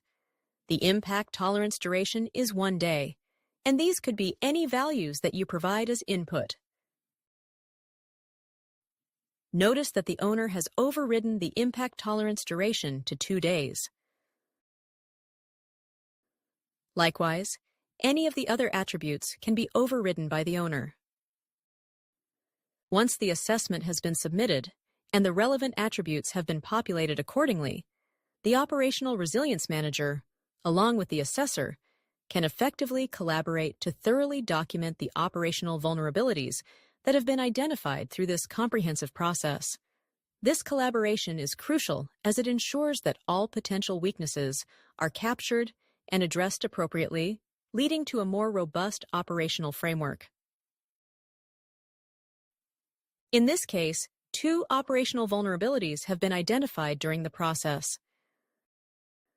The first is a dependency on a single individual for high-value binding authority. The second is the reliance on a sole catastrophe modeling provider without any contingency arrangements.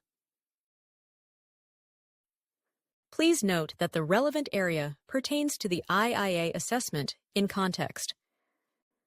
It is crucial to recognize that these vulnerabilities must be documented while the assessments are ongoing and submitted prior to sending this IIA assessment record for approval to the designated approver.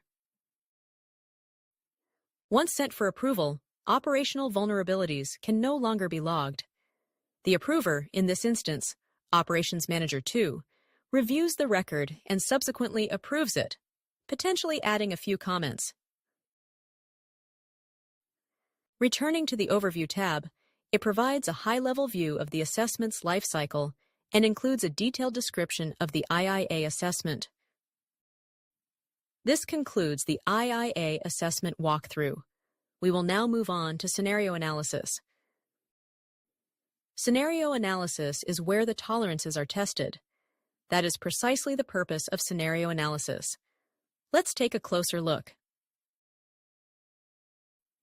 Let's continue with the demo. We've been walking through Meridian Insurance Group's operational resilience use case on the ServiceNow platform. This is Chapter 4, Test. Stress testing the services, conducting scenario analysis for strengthening operational resilience. Let's discuss scenario analysis, the stress test. The IIA assessment set the resilience baseline. We will select a scenario, evaluate it, and see if recovery is within tolerances. If so, the service is defensible. If not, it shows areas for investment. Unlike the SAE, scenario analysis uses an event-driven model for collaboration and breach detection. Let's review a scenario analysis record I completed as an operational resilience manager. I'll navigate to the scenario analysis list to pick one. Notice the scenario analysis has its own workflow. It is pretty exhaustive. You draft the scenario analysis, get the plan approved, then you analyze it, and so on and so forth to complete the scenario. Let's explore the specifics.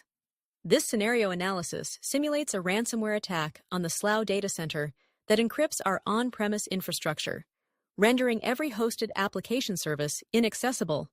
The retake here means we're reassessing. Typical after new controls are implemented, and we need to validate improvements. The goal is to determine whether Meridian can continue delivering it important business services within their stated impact tolerances if the data center is compromised. The scenario record captures the name, description, and goal, and the milestone marks when the analysis was initiated. The analysis duration and analysis end date attributes will be automatically populated upon completion. From the perspective of assignees, who is the owner? Who is the plan approver? Who is the overall analysis approver? Identify them. Investigating the summary, the end objective is to identify the number of services we want to stress test, the number of services under impact tolerance, the number of services above impact tolerance, the number of scenarios we are evaluating, and the number of events we are running as part of the scenario testing. The right-hand side shows disruption duration determined as part of this process. Then we see how the duration of the events, what is the duration with the events overlapping, And what is the duration with the events not really overlapping and being treated as distinct? In this case, what is the least impact tolerance value as part of this scenario analysis? What did we arrive at? Let's examine the scope now. This step is similar to the scoping process of IIA. We begin by adding a scope, specifically a business service that we intend to stress test. Once the business service is incorporated, in this instance underwriting and pricing, we also need to identify all dependencies that should be included in the scenario analysis. After completing this step, we proceed to document the scenario events. In this case, the event I am documenting is a ransomware attack. When we analyze this particular event, our goal is to observe it as we conduct the stress testing. Now, what gaps have we identified, and what recommendations can we make to address those gaps? That is our primary focus. Let's go. Oh, there's one more thing I would like to point out, and then we'll come back to the scenario analysis event again. First and foremost, we need the participant to be identified. Who is really going to be conducting this stress testing on the ground? We need to identify those participants. Participants could be IT infrastructure leads, data engineering leads, and so on. There could also be someone from the business service itself. All right, navigating back to the event with that understanding, we have a couple of things here which we'll come back and look at. Going back to the event, the participant is added to the event. And again, it's based on the participant identified in the scenario analysis. You can choose them here as part of the event, or you can create new participants if you want. It is crucial to differentiate the event from the scenario itself. You can consider the scenario as the overall program, as well as a specific activity within that program. We will certainly need to revisit scoping and dependencies. In the context of the event, we must clearly identify the scope and dependencies we are assessing, which differ from those that are part of the overall program. However, there may be multiple events, and we could be evaluating these events to encompass all scopes and dependencies across various occurrences. Once the scope and dependencies are finalized, and the participant has been identified, the system automatically generates a response. This response is then assigned to the previously identified said participant. A business service lead coordinates with team members to document observations, identify gaps, and make recommendations. Ransomware has encrypted the data center. Affecting infrastructure. Gaps include detection latency, insufficient endpoint rules, and backup issues. Recommendations are to migrate backups to air-gap storage and automate disaster recovery failover with integrity checks. The affected duration is about 3 days. Once completed, the owner reviews responses, updates observations, and may create issues. Some issues may be documented, like DI failover to the reading site needing manual data integrity verification beyond tolerance. The backup infrastructure shares AD trust with production. These issues must be addressed. We return to the scenario analysis, which serves as the program record, if you will. In this specific program record, the response is readily available, along with the issues presented up front. The program manager in this case may differ from the event manager. At the end of the day, they all remain operational resiliency managers, albeit with different roles. In this instance, the program manager evaluates all of this information.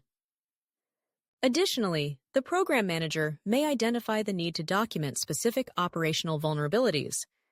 Some of these have already been noted by the program manager. For example, the lack of a verified data integrity validation process for Oracle RAC after ransomware recovery constitutes an operational vulnerability for this business service that requires attention. This entire process is now fully complete. We have identified some critical parameters, such as the disruption duration and the minimum impact tolerance. With this process finalized, we can observe that the scope of the business service now indicates whether the scenario has breached the impact tolerance or not. I need to refresh this because the impact tolerance is 2 days, while the disruption duration is 3 days, indicating a breach. Consequently, the breach status is marked as breached. Additionally, we observe the deviation. In this case, the deviation is 50%, as the goal was to maintain it under 2 days, but the disruption duration extends to 3 days. The system has automatically calculated the deviation to be 50%. That's the scenario analysis process in a nutshell. Now, let's proceed to the next topic. Let's continue with the demo. We've been walking through Meridian Insurance Group's operational resilience use case on the ServiceNow platform. This is Chapter 5, Certify. Generate an auditor-ready self-attestation that certifies the resilience posture of an important business service, drawing on it, importance and impact tolerance assessment, scenario analysis findings, and operational vulnerability remediation status. The completed attestation is exported as a signed PDF, ready for board approval and regulatory submission. Our accomplishments reflect resilience, IIA assessments, scenarios, and vulnerabilities. The regulator requires a signed statement. We evaluated our critical services, understand tolerances, and conducted stress tests. Here are our findings. This serves as self-attestation. You won't draft it from scratch. It compiles information from previous efforts, IIA scores, scenario outcomes, and impact tolerances, integrated as system content. The self-attestation is now configured using the Smart Assessment Engine. Let's proceed to review one of the self-attestation records. I have already started drafting a self-attestation to save time. I am logged in as an operational resilience manager. To initiate the process, I can click on New. Here's the available record, where you can view the details. This pertains to claims management and represents an annual self-attestation for this specific business service to comply with regulatory requirements. This attestation evaluates Meridian's ability to deliver claims management within its stated impact tolerance. I selected the assessment type as Smart Assessment. You also have the option of Legacy Assessment. The Smart Assessment template and the Self-Attestation Assessment template are readily available out of the box. Additionally, the PDF template for generating the PDF output is also provided out of the box. Let's proceed and select that. We can attach a file here for the signature within the PDF document. The assignees can be identified here. I have identified myself as the assignee, and the milestone is automatically calculated to be 2 weeks out, which can be overridden if necessary. As a next step, I have outlined the service I wish to self-attest. By clicking Add, I can browse through all these services and add them here. You can now proceed to initiate the self-attestation process, which will generate the assessment instance. To save time, I have already completed the remaining steps. Here's the assessment instance. As you can see, I have drafted the responses. Have you evaluated the significance of the business service? What methodology was used for this evaluation? Have you determined the impact tolerance? What approach was taken to reach that conclusion? Have we conducted scenario analysis? What methodology was employed for the scenario analysis? Once this is finalized, it can be submitted. In real-life scenarios, the Operational Resilience Manager will return to the scope, examine the service. Operational Resilience Manager searches for information under Program Activities, reviews the importance and impact tolerances, and review the outputs of the scenario analysis before completing the self-attestation.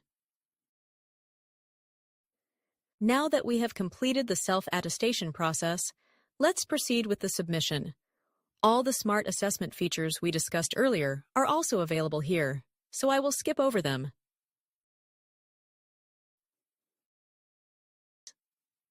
Please note that the next step is to generate the PDF output and export it. When we click on Export to PDF, the system generates the PDF output of Self-Attestation and attaches it here.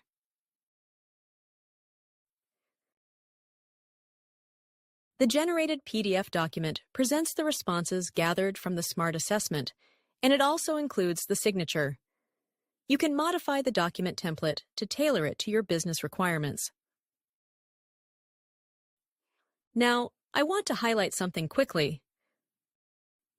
Let me return to another record here where, as an operational resilience manager, I have logged operational vulnerabilities that I could identify before closing the assessment.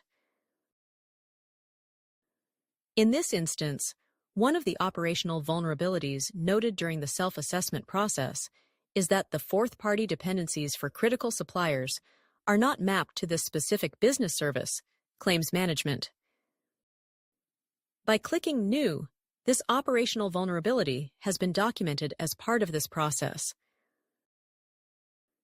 That covers everything we aim to discuss regarding the self-attestation process. Let's continue with the demo. We've been walking through Meridian Insurance Group's operational resilience use case on the ServiceNow platform. This is Chapter 6, Remediate, Closing the Gaps, Operational Vulnerabilities.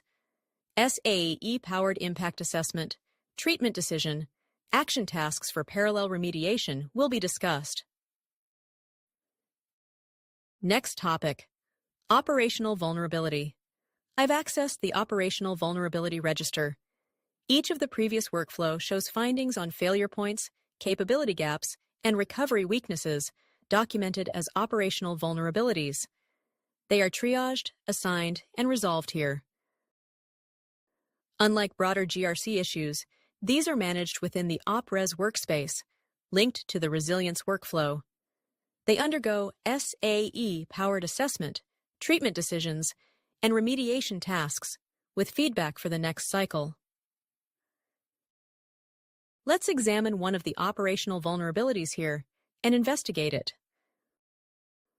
Notice that the attributes displayed document the name, type of vulnerability, source of registration, severity, and the analyst responsible for resolving this vulnerability. You can add several different attributes by clicking the gear icon and selecting those attributes.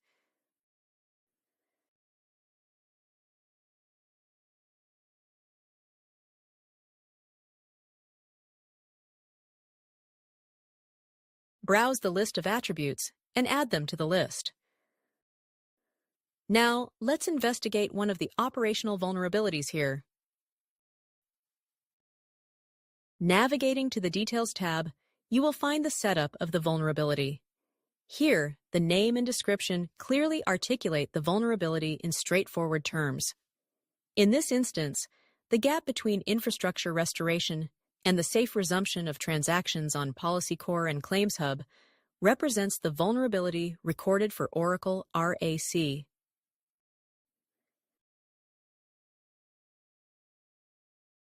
The type of vulnerability is consistently set to the value vulnerability type. This is what the record signifies. The severity and priority can be determined. The assignment to the analyst is specified. You can designate an approver who will approve this vulnerability once it has been addressed. The primary origin reveals several attributes, with the most critical being the source from which this vulnerability is logged. This source may stem from a business service, a business process, an IIA assessment, scenario analysis, self-attestation, and more. Consequently, the source is automatically identified based on the location from which the vulnerability has been registered. You can also view the source record and navigate to it if desired. The schedule captures essential attributes, including the discovery date and the expected resolution date for the vulnerability.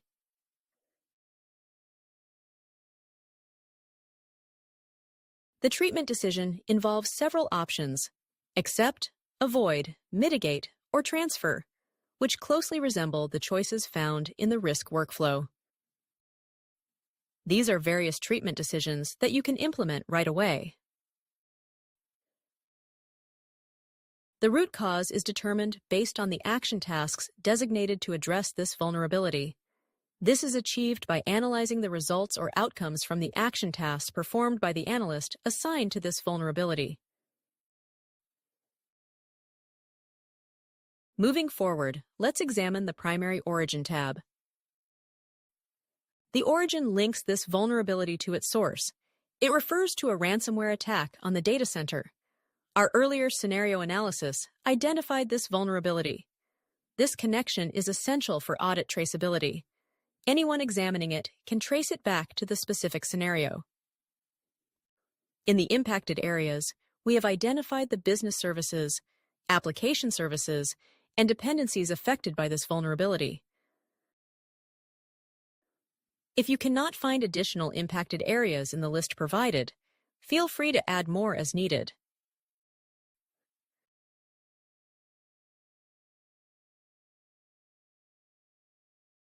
Observe how the vulnerabilities are consolidated across relevant areas.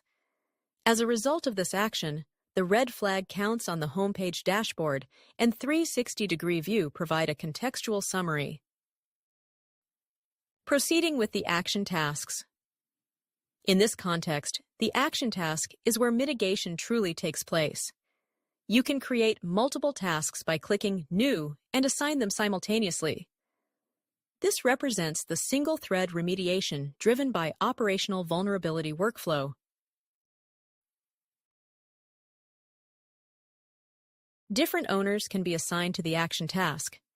In this instance, it is OpRes user, but you can assign it to as many owners as you wish, provided that the necessary permissions are granted to the user for the operational resilience workflow. Now, let's delve into one of the action tasks here. Let's review the validation procedure. This operational vulnerability involves conducting a tabletop simulation exercise for ransomware that could impact the data center. Our goal is to capture lessons learned, identify the procedures, and ensure that any residual disruption remains within the IIA tolerance for the Policy Core and Claims Hub. This is the purpose of addressing this vulnerability.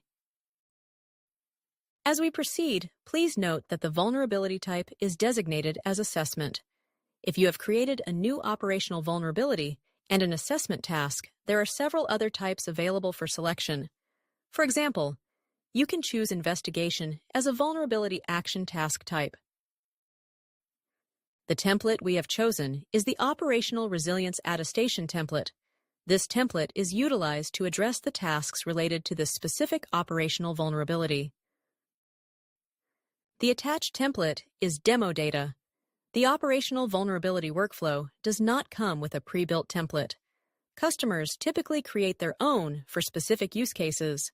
The Smart Assessment Engine's template designer will assist you. Review the product documentation for more information. After the assessment, the owner documents the root cause and observations, identifying it for the operational vulnerability record, concluding the analysis.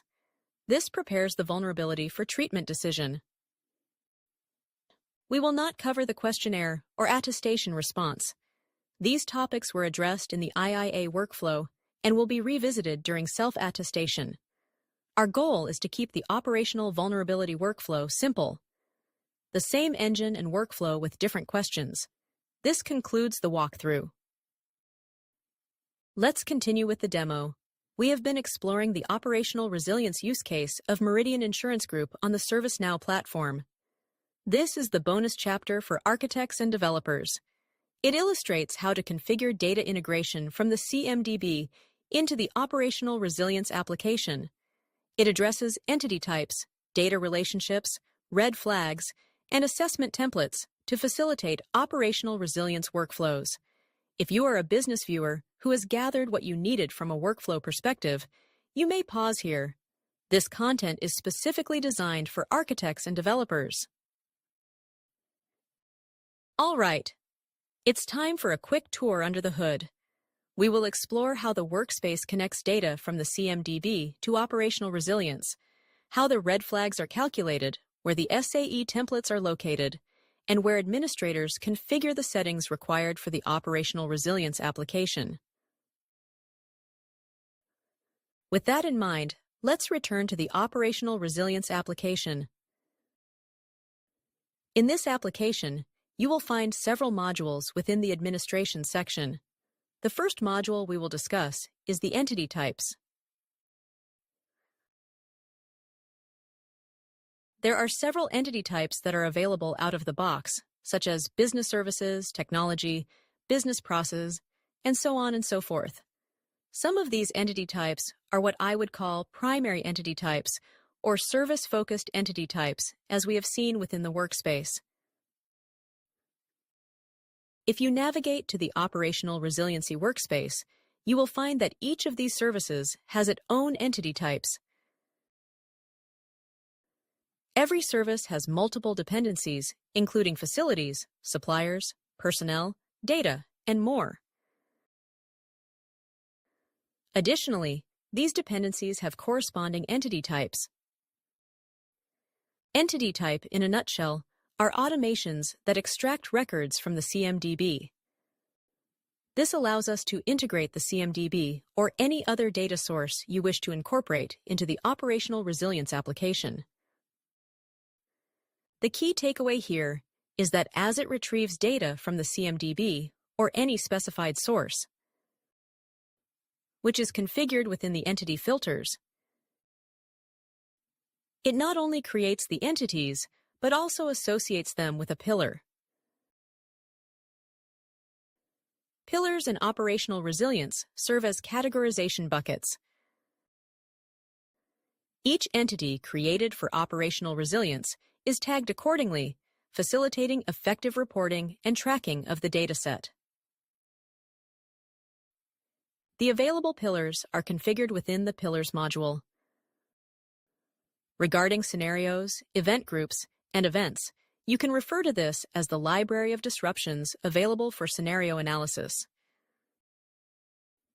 Therefore, scenarios serve as the register of scenarios, and as you may observe, they are tagged to the pillars.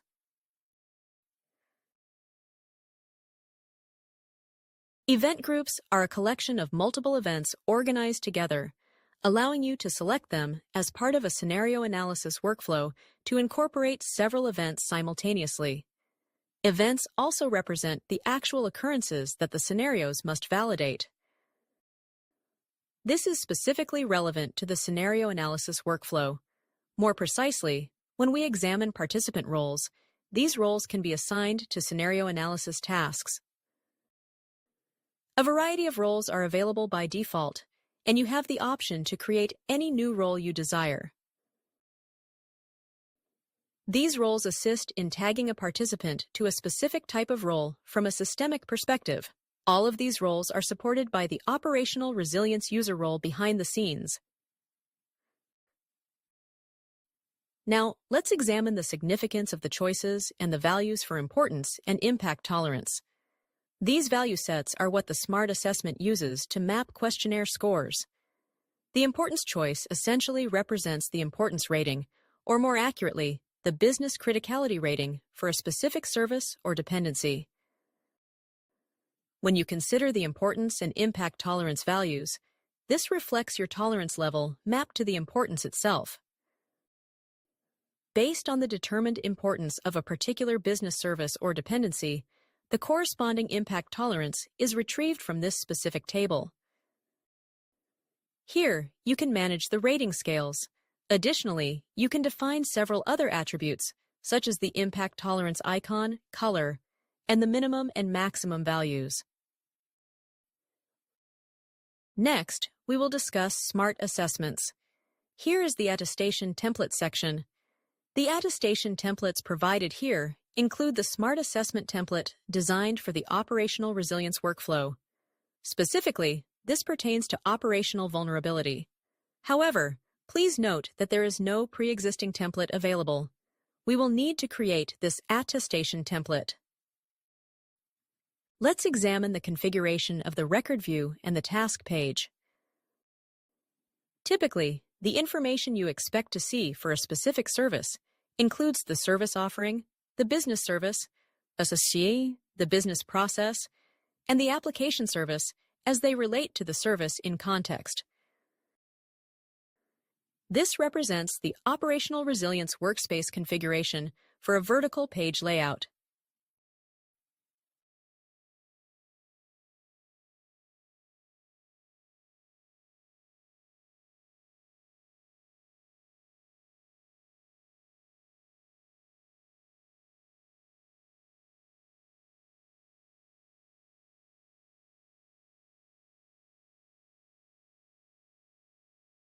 Next, we will discuss the configuration of the task page, which details the available modules within it.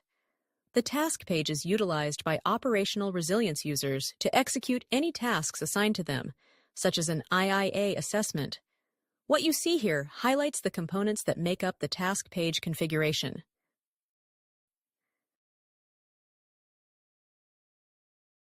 Now that we've addressed this, let's examine the most crucial aspect: the data movement from the CMDB to operational resilience. How does this process actually occur? How does the operational resilience application import data from the CMDB to facilitate its workflow? So let's look at that. One of the key things we have to remember here is that CMDB provides the IT side of the house, whereas the non-IT side is pulled in by operational resilience in a similar manner. But that's more specific to red flags, so we'll talk about that as well. To start with, we have already discussed entity types and entity setup. So again, entity types and entity setup, more specifically, define what operational resilience considers a tracked entity. So if I were to open any one of these, you can see that these are the tracked entities and has the pillar tag to it. The entity type tells the system what to pull from CMDB and what pillar to assign to the entity that it has retrieved. Now, why is this critical? It is essential for constructing the entity hierarchy. Therefore, when we focus on building the entity hierarchies, it is important to understand what we need to know. We can take a quick look at the entity hierarchy here. To construct this entity hierarchy, which illustrates the relationships among entities, we utilize a framework known as the Data Relationships Framework. This is the entity hierarchy. Entity hierarchy is maintained in the SN_GRC_M to M_profile_profile table in the back end. Here is the Data Relationships Framework applications.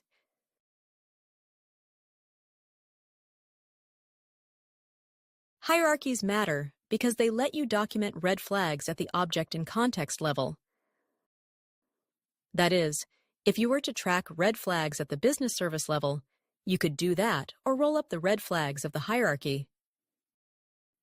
For example, if you were tracking red flags at application services and you wanted to roll it up all the way to business process, service offerings, and business services, you could achieve that. So that's really the purpose.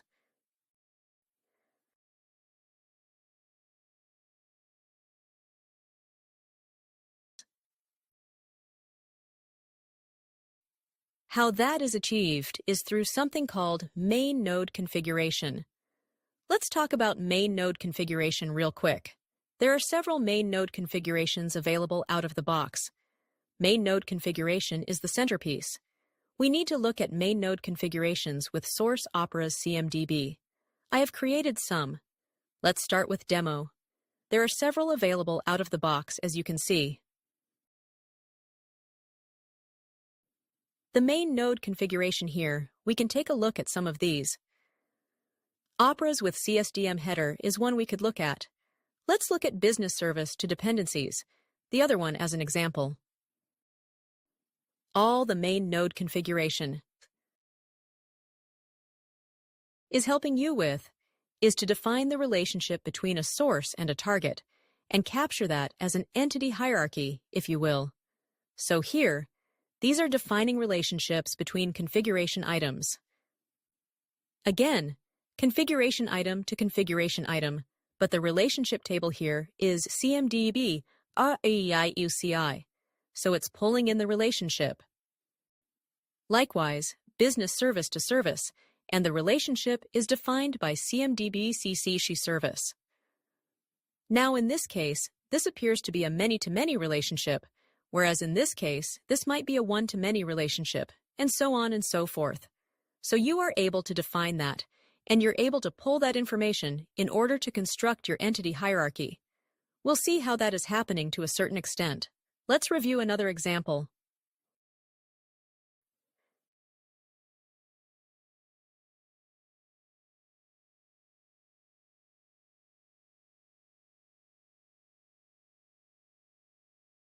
Now what we can look at is the business service to dependencies. Business service has several dependencies that it can track. Those dependencies are defined over here, and their respective relationship tables capture how the source is related to a particular target. So, for example, let us take this particular node relationship configuration, which is business service to location.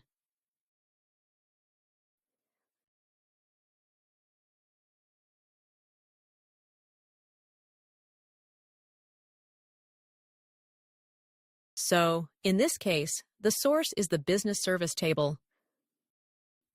The target is the location table, and the relationship between them is one-to-one. So that means one business service has a mapping to one location. If you want to bring that relationship in op-res, then we have to define this main node configuration. We have to define this relationship configuration and bring that in. I can quickly pull up another example that I was able to put together for the purposes of this demo. Let's take an application service pillar dependencies.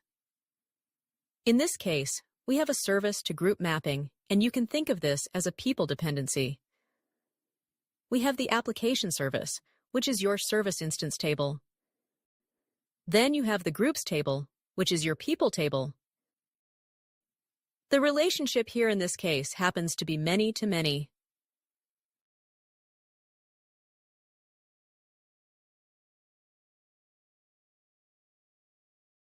And that relationship has been defined in a table, which is a many-to-many table. Operational resilience uses this information to build that as a relationship in the entity hierarchies.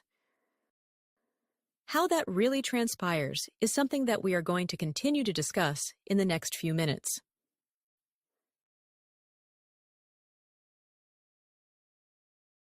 Let's review some of the scheduled jobs that are critical to building these entity hierarchy relationships and red flags. There are several scheduled jobs, so let's look at the scheduled job called Update CSDM and other dependencies. You can review the scheduled job, but the intent really is to pull the relationships from CMDB into operational resilience. The other scheduled job calculate red flags for CSDM and dependencies counts and rolls up the red flags. The Update CSDM and other dependencies scheduled job is designed to meticulously read the main node configurations, which serve as a crucial guide on how to effectively pull in those relationships. This process is essential for mapping them to operational resilience by systematically building out the entity hierarchy. So, how exactly does it accomplish this task? It constructs a series of components known as CSDM objects, along with the CSDM Object Relationship Framework, which together facilitate the organization and management of these relationships in a coherent manner. Let's discuss this briefly. This job writes to the CSDM Objects table, which contains the entities themselves, and the CSDM Object Relationship Framework table, which outlines the connections between the entities. Ultimately, this information is utilized as it is recorded in these two tables to construct the entity hierarchies. The construction of the entity hierarchies is the entire process of the job using main node configurations to prepare the entity hierarchies.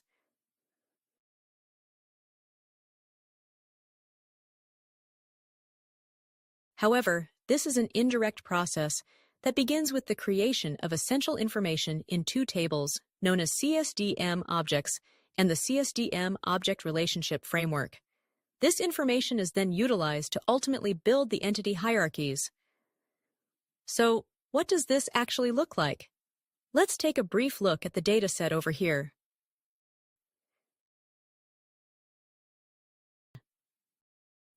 For a specific type of object, such as a business process or an application service, a comprehensive listing of impacted objects and their corresponding classes is meticulously maintained. This structured approach offers valuable insights into the hierarchy of these objects. Additionally, it provides detailed information regarding the various entities involved in the process. Moreover, there is more granular data that contextualizes the hierarchy itself, allowing for a deeper understanding of the relationships and dependencies among the objects.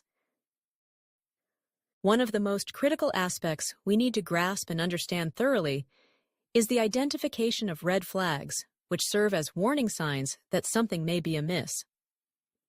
This truly encapsulates the primary purpose of the operational resilience application, which is designed to help organizations recognize and respond to potential threats effectively.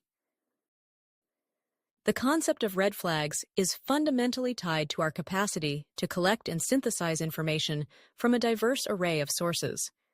This process enables us to identify and create the specific red flags that we intend to showcase on the Operational Resilience Dashboard. Our primary objective is to effectively and accurately represent these red flags within the dashboard interface, ensuring that they are not only visible but also meaningful to the users who rely on this information for decision-making and operational oversight.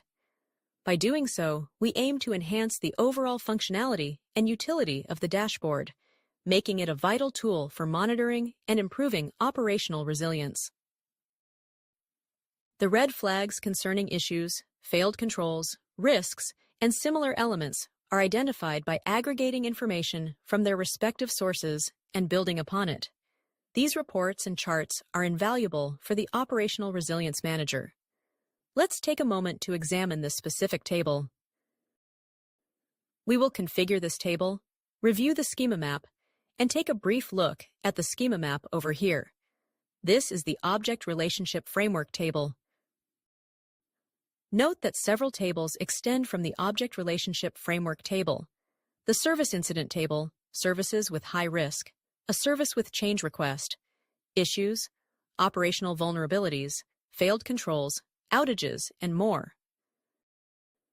This is precisely where the red flags information is integrated by analyzing data from various sources.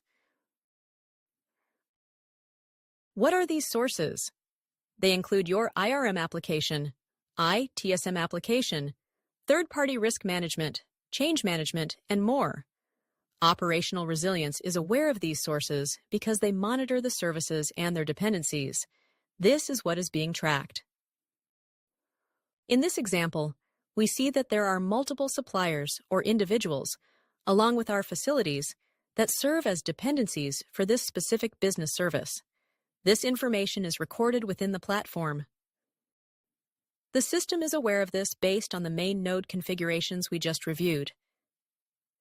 These configurations offer insights into the sources from which to retrieve this data to drop it in these majority of data structures. You have the CSDM objects and then the entity hierarchies. Within CSDM objects, into these respective tables. This is the crux of how the entire dataset is built in operational resilience. When discussing services, dependencies, and potential red flags, all of this information is consolidated into the charts we see here. Therefore, it is strongly advised to take the time necessary to first develop your CMDB. But, again, it is never mandatory. You can manually stand up the services provided you have the necessary permissions with the CMDB database. To fully leverage the operational resilience product right out of the box, in case you do not have the CMDB built out, you do have the option to manually build the entire operational resilience dataset or data structure, provided you have the right permissions as mentioned earlier. This includes creating the business service, offerings, and business processes manually. However, this approach is primarily for those just getting started. In the context of crawl, walk, and run, we anticipate that customers will initially create these elements manually. As they progress, we expect customers to fully utilize the automation features available out of the box, allowing them to pull data from the CMDB and enabling the operational resilience workflow to automatically construct these services, along with their dependencies and red flags, presenting all this information in real time and ensuring it remains up to date continuously. With that, we have thoroughly covered the most crucial concept in our discussion, the CMDB to OpRes data mapping. This mapping serves as a foundational element in understanding how various components interact within your operational framework. Next, I will provide a brief yet comprehensive overview of the Nexus Map configuration. The Nexus Map configuration is not just a technical requirement. It is essential for creating the user interface layer that visually represents your resilience map. This configuration plays a pivotal role in effectively constructing the equivalent of the dependency map, as we noted earlier in the demo. By establishing this connection, we ensure that all relevant data points are accurately represented, allowing for better decision-making and enhanced operational efficiency. For a specific business service, the dependency view is provided by the CMDB. A corresponding map is created by operational resilience. Why are there two maps? Because the dependency map focuses solely on IT, while the operational resilience map encompasses both IT and non-IT elements. It also includes relevant information regarding operational resilience workflows. For instance, here you can find details about importance and impact tolerance, among other factors. This is the advantage of the resilience map. The way this is constructed and presented to you is defined within the Nexus Map configurations.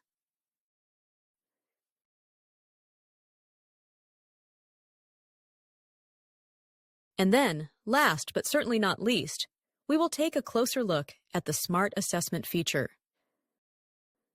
If we navigate to the assessment workspace while logged in as a system administrator or as a Smart Assessment administrator, we will be able to see a variety of templates available for use.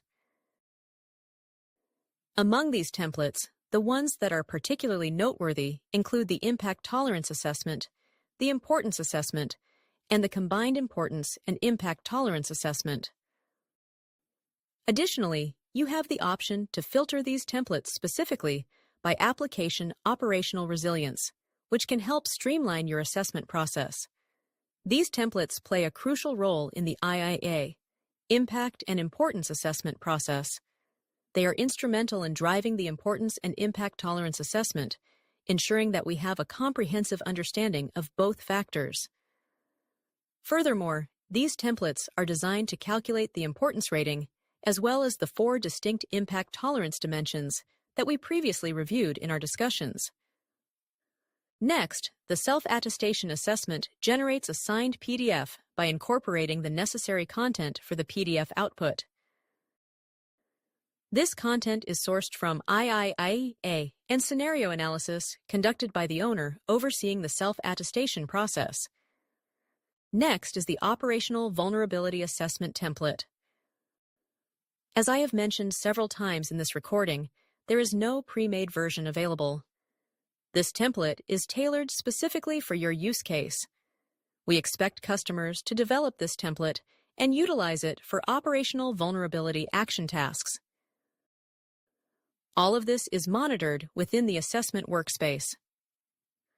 Next, I would like to highlight a few critical aspects regarding some of these templates. For instance, in the Importance and Impact Tolerance Assessment template, we can observe the questions we encountered during the earlier assessment. While some of these questions may be manually populated, it's important to note that there are automations integrated within these templates. Depending on your responses, the system automatically assigns the importance value and the impact tolerance value. This is the key feature of this particular template. As for the self-attestation template, I don't believe there is any automation included, but we do have the self-attestation template we reviewed earlier. This is another template that is readily available out of the box.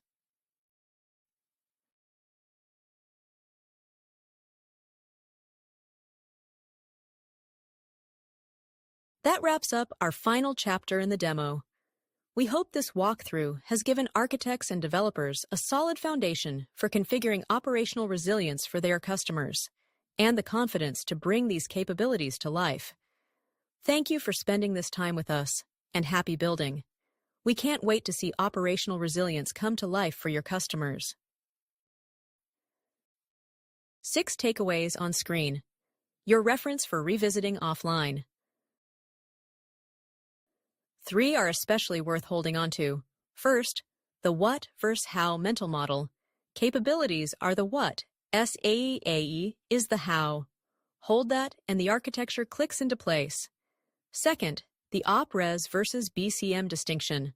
OpRes measures and tests. BCM plans recovery. Customers conflate these constantly. And third, OR enriches CSDM but never overwrites it. The CMDB stays the source of truth. This is the single most common source of customer confusion, and the answer is simple.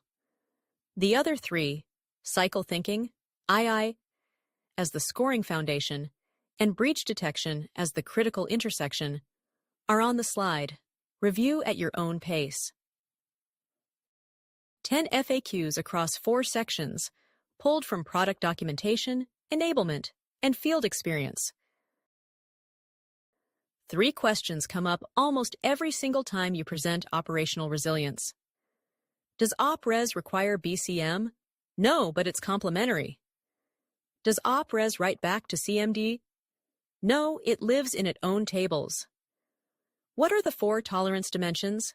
Duration, customer impact, financial impact, and transactional volume. Lead with those 3, and you'll cover most of the first conversation confusion. For everything else, rating scale configuration, operational vulnerability state constraints, breach detection mechanics, the slide is your reference. Review offline. Before we close, here's where to take this next. 3 paths. Product documentation for the authoritative source. Start with the OpRes docs in CSDM version 5. Practical guides from the field. I'd especially flag the Smart Assessment Simplified Guide from one of our ServiceNow MVPs in the community. And stay connected. The GRC community is where the practitioners gather, the store is where the app lives, and the release notes are how you stay current. If you've got time for one click after this video, make it the community. That's where the questions get answered. Keep building, keep learning, keep the resilience cycle going. And that wraps the speed learning session on operational resilience, powered by the Smart Assessment Engine. Thank you for spending this time with us. You now have the mental model, 4 capabilities flowing through a single closed-loop cycle, all anchored on IIA, with SAE doing the heavy lifting underneath 3 of them. The deck, the demo, and the resources are yours to revisit anytime. This is on-demand content meant to be returned to. Take what's useful, bring it back to your customer conversations, share it with your team, and if you want to go deeper or have questions, the GRC community is the fastest way to reach us. Thanks again, and good luck with your resilience work.